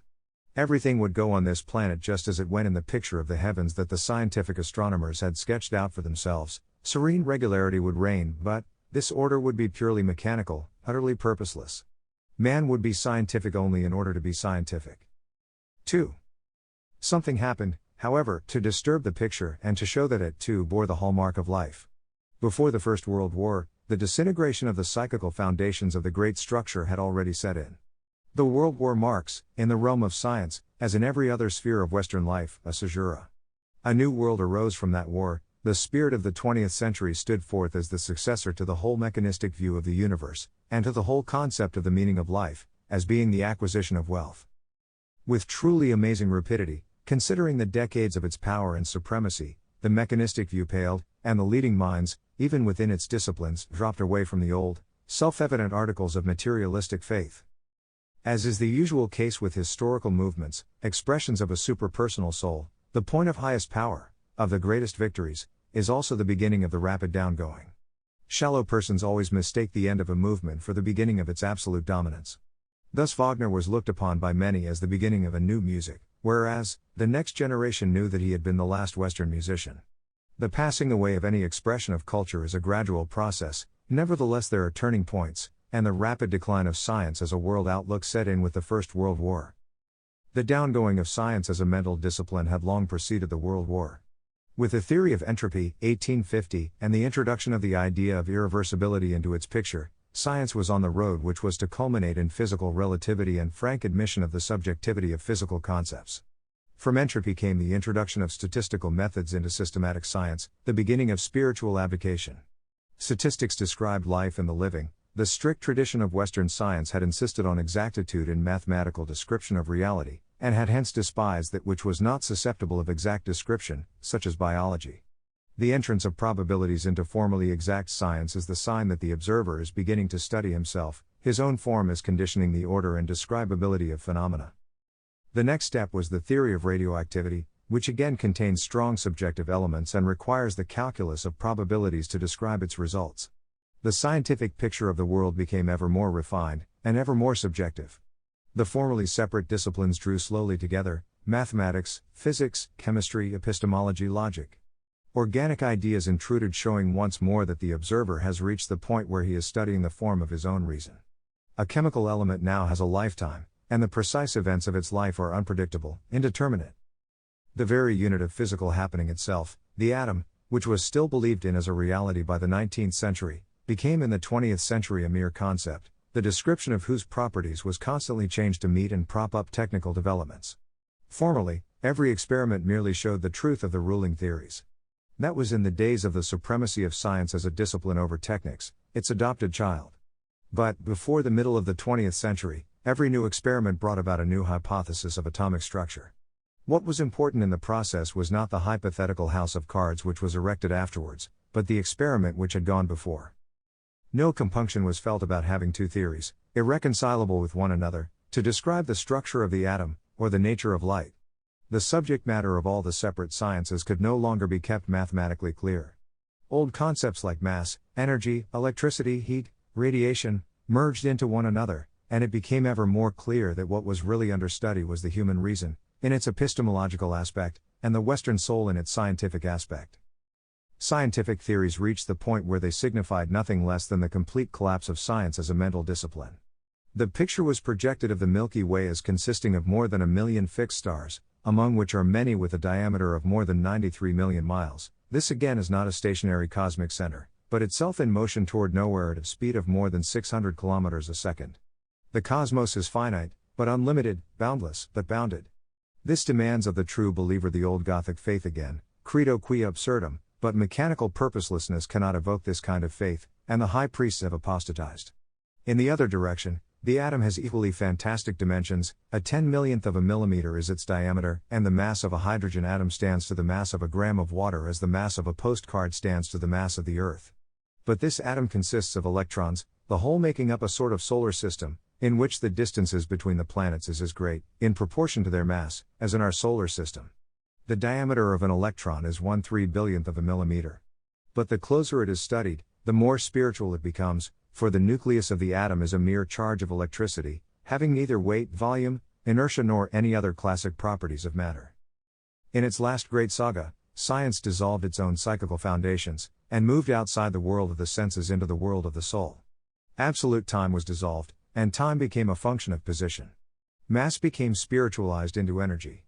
The idea of simultaneity was discarded, motion became relative, parallels cut one another, two distances could no longer be said absolutely to equal one another. Everything which had once been described by, or had itself described, the word reality dissolved in the last act of the drama of science as a mental discipline. The custodians of science as a mental discipline, one after another, abandoned the old materialistic positions. In the last act, they came to see that the science of a given culture has as its real object the description, in scientific terms, of the world of that culture, a world which again is the projection of the soul of that culture. The profound knowledge was realized through the very study of matter itself that matter is only the envelope of the soul. To describe matter is to describe oneself, even though the mathematical equations drape the process with an apparent objectivity. Mathematics itself has succumbed as a description of reality, its proud equations are only tautology. An equation is an identity, a repetition, and its truth is a reflection of the paper logic of the identity principle. But this is only a form of our thinking. The transition from 19th century materialism to the new spirituality of the 20th century was thus not a battle, but an inevitable development. This keen, I-scold, mental discipline turned the knife on itself because of an inner imperative to think in a new way, an anti-materialistic way. Matter cannot be explained materialistically. Its whole significance derives from the soul. 3. Materialism from this standpoint appears as a great negative. It was a great spiritual effort to deny the spirit, and this denial of the spirit was in itself an expression of a crisis in the spirit. It was the civilization crisis, the denial of culture by culture. For the animals, that which appears matter is reality. The world of sensation is the world. But for primitive man, and a fortiori for culture man, the world separates out into appearance and reality. Everything visible and tangible is felt as a symbol of something higher and unseen. This symbolizing activity is what distinguishes the human soul from the less complicated life forms. Man possesses a metaphysical sense as the hallmark of his humanity. But it is precisely the higher reality, the world of symbols, of meaning and purpose, that materialism denied in toto. What was it then, but the great attempt to animalize man by equating the world of matter with reality, and merging him into it? Materialism was not overcome because it was false, it simply died of old age. It is not false even now, it merely falls on deaf ears. It is old-fashioned, and has become the worldview of country cousins. With the collapse of its reality, Western science as a mental discipline has accomplished its mission. Its byproduct, science as a world outlook, now belongs to yesterday. But as one of the results of the Second World War, there appeared a new stupidity, technics worship as a philosophy of life and the world. Technics has in its essence nothing to do with science as a mental discipline. It has one aim, the extraction of physical power from the outer world. It is, so to speak, nature politics, as distinguished from human politics. The fact that technics proceeds on one hypothesis today, and on another tomorrow, shows that its task is not the formation of a knowledge system, but the subjecting of the outer world to the will of Western man. The hypotheses that it proceeds on have no real connection with its results, but merely afford points of departure for the imagination of technicians to think along new lines for new experiments to extract ever more power. Some hypotheses are of course necessary, precisely what they are is secondary. Technics is even less capable than science, then, of satisfying the need for a world outlook to this age. Physical power for what? The age itself supplies the answer, physical power for political purposes. Science has passed into the role of furnishing the terminology and ideation for technics. Technics in turn is the servant of politics. Ever since 1911, the idea of atomic energy has been in the air, but it was the spirit of war which first gave this theory a concrete form, with the invention, in 1945, by an unknown Westerner of a new high explosive which depends for its effect on the instability of atoms.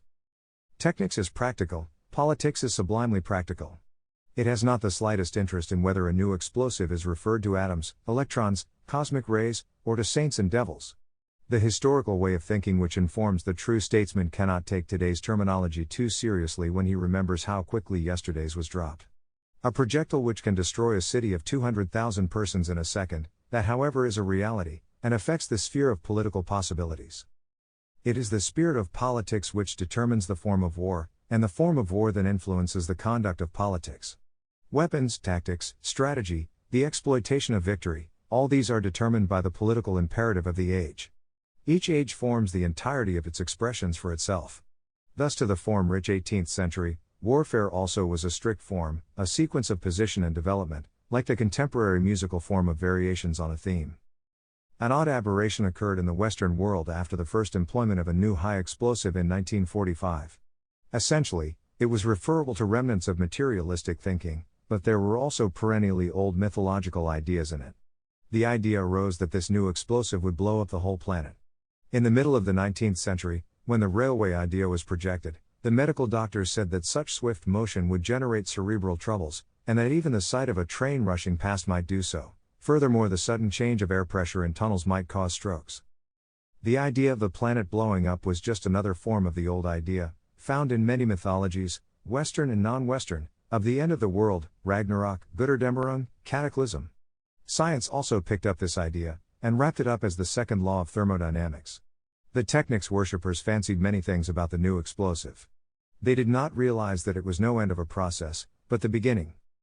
We stand at the beginning of the age of absolute politics, and one of its demands is naturally for powerful weapons. Therefore, Technics is ordered to strain after absolute weapons. It will never attain them, however, and any belief that it will stamps its possessor is simply a materialist, which is to say, in the 20th century, a provincial. Technics worship is completely inappropriate to the soul of Europe.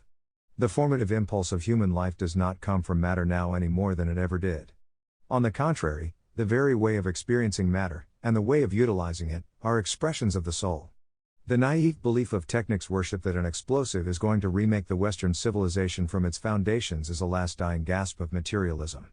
This civilization made this explosive, and it will make others. They did not make it, nor will they ever make or unmake the Western civilization. No more than matter created the Western culture can it ever destroy it. It is still materialism to confuse a civilization with factories, homes, and the collectivity of installations. Civilization is a higher reality, manifesting itself through human populations, and within these, through a certain spiritual stratum, which embodies at highest potential the living idea of the culture.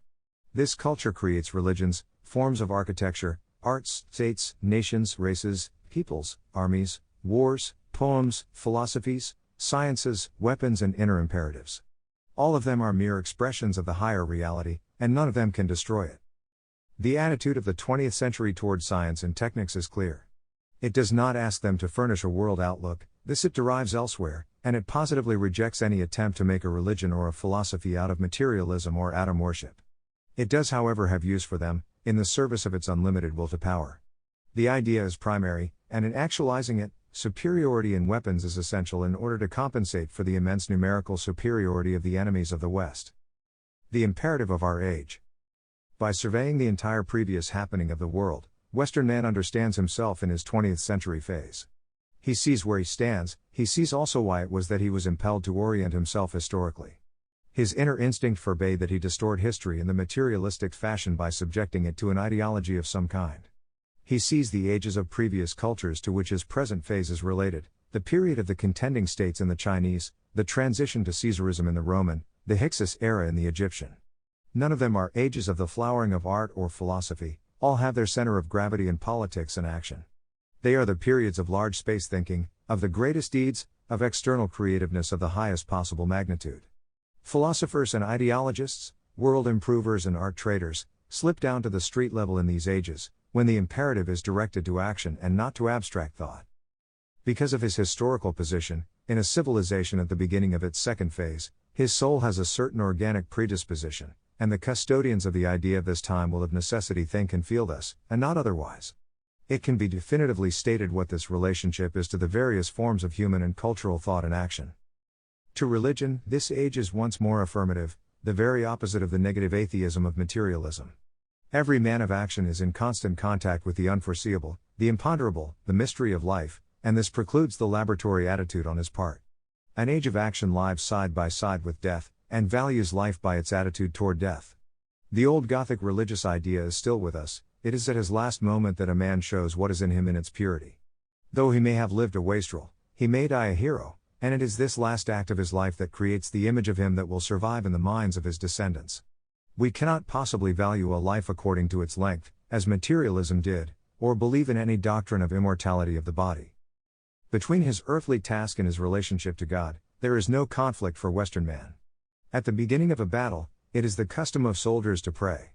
The battle is the foreground, that toward which the prayer is directed is the transcendent, is God. Our metaphysical imperative has to be fulfilled within a certain life framework. We have been born into a certain culture, at a certain phase of its organic development, we have certain gifts. These condition the earthly task which we must perform. The metaphysical task is beyond any conditioning, for it would have been the same in any age anywhere. The earthly task is merely the form of the higher task, its organic vehicle. To philosophy, the spirit of the age has its own attitude, different from all previous centuries. Its great organizing principle is the morphological significance of systems and events. It rests upon no critical method, for all these critical methods merely reflected the prevalent spirit, and its spirit has outgrown criticism. The center of its thought life is in history.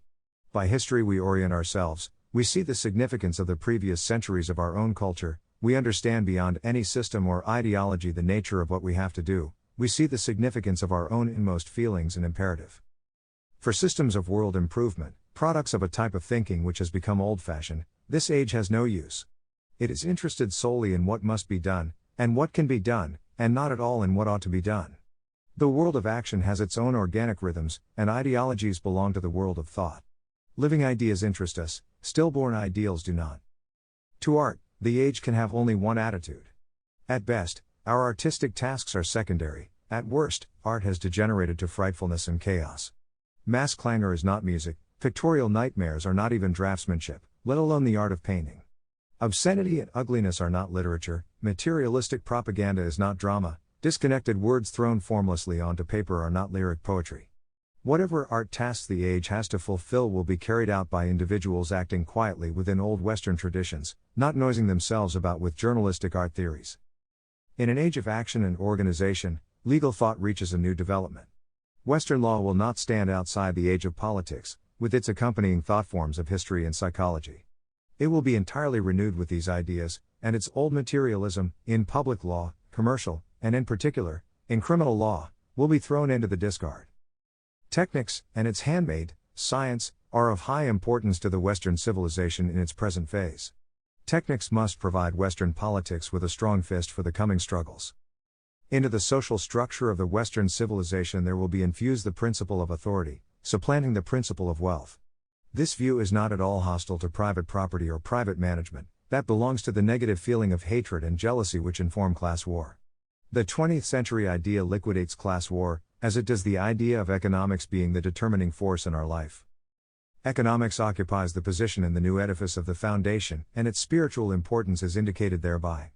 The foundation is not the important thing in a structure, but strictly secondary.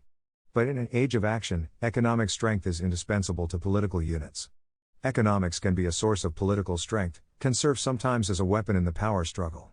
For these reasons, the 20th century will not neglect the development of the economic side of life, but will provide it with a new impetus from the now dominant idea of politics. Instead of economics being the sphere wherein individuals battled one another for private spoils, it becomes now a strong and important side of the political organism which is the custodian of the destiny of all. The view of the 20th century toward the various directions of thought and action is not arbitrary, any more than that of previous ages was. Most of the best minds of the 19th century were nihilistic in tendency, sensualistic, rationalistic, materialistic, because the age was one of crisis in the culture life, and these ideas were the spirit of the age. Similarly, the idea of political nationalism was self-evident to that age, but that too was a product of the Great Crisis, thus a form of disease as destructive as it was necessary. Every juncture of organic happening presents a choice and an alternative. The choice is to do the necessary, the alternative is chaos. This has nothing to do with schoolbook logic, that logic is just one of the numberless products of life, and life will always invent as many logics as it has need for, but life will always obey one logic, organic logic. This is not describable by any system, but can be comprehended by destiny thinking, the only form of thought serviceable to action. Life goes forward, or it goes nowhere. Opposition to the spirit of the age is the will to nothingness.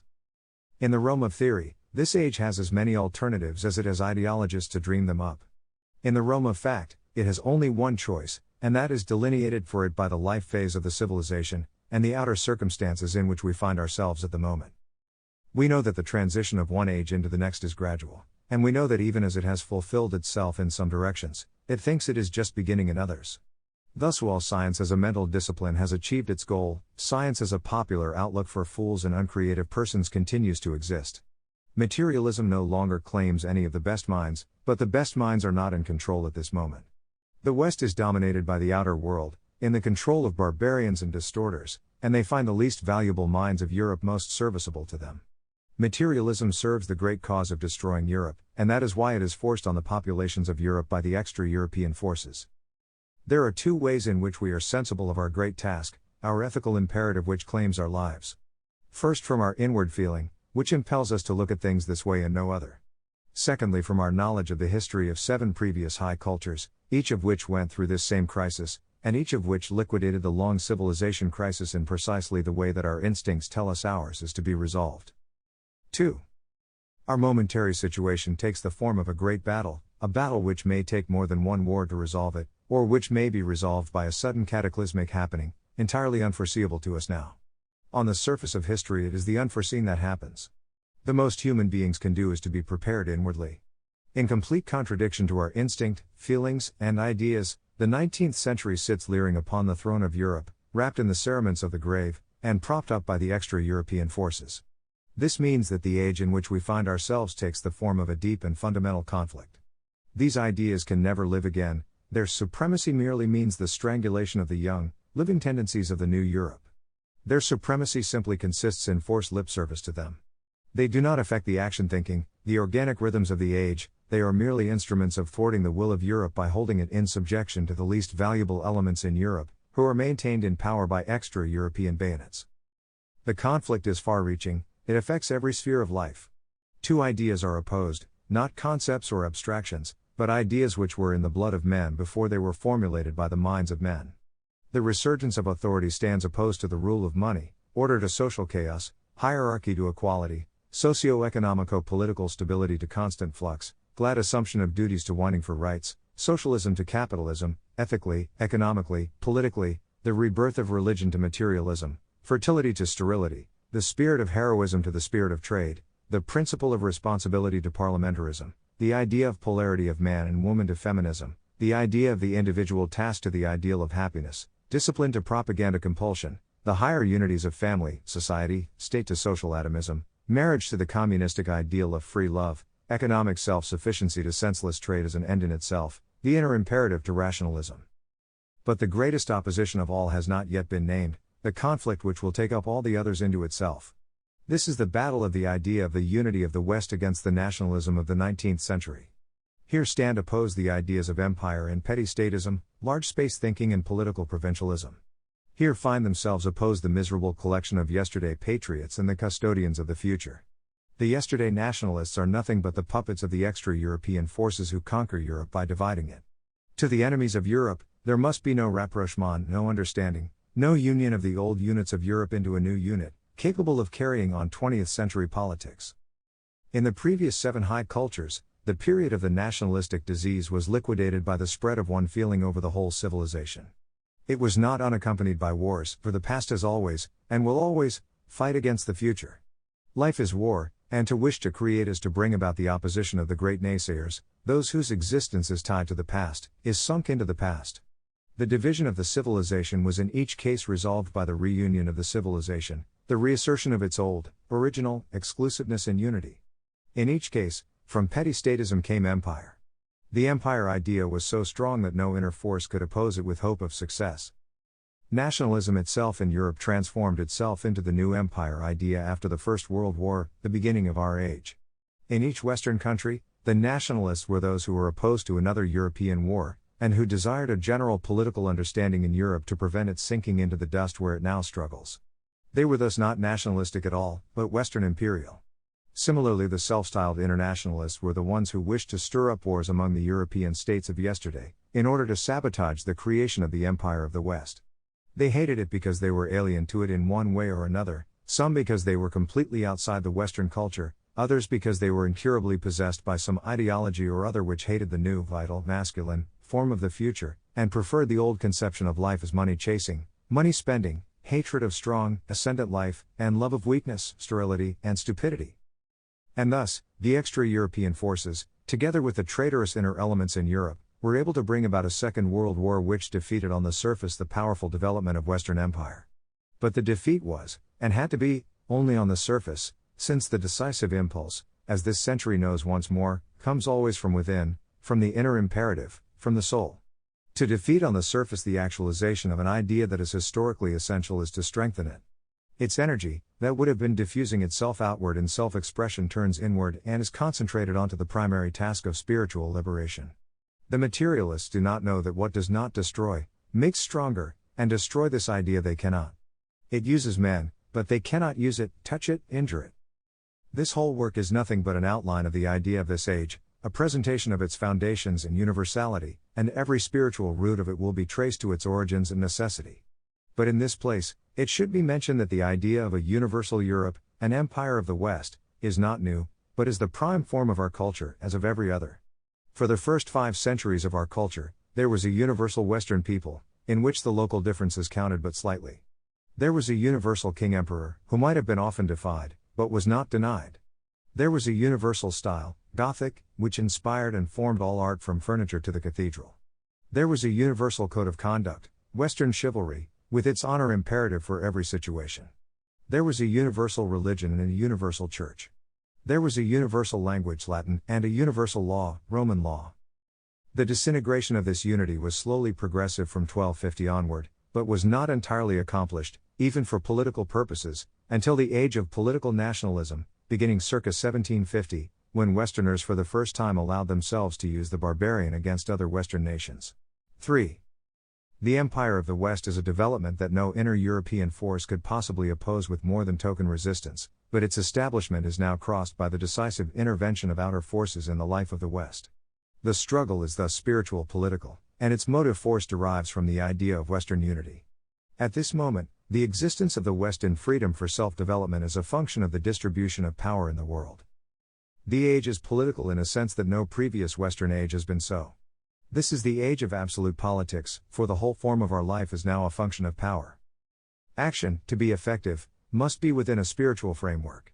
As Goethe said, unlimited activity, of whatever kind, leads at last to bankruptcy. Our action must not be blind. Our ideational equipment must be of a kind which can turn everything to its own account. It frees itself therefore from every kind of ideology, economic, biological, moralistic. It springs directly from the fact sense which this age takes as its point of departure.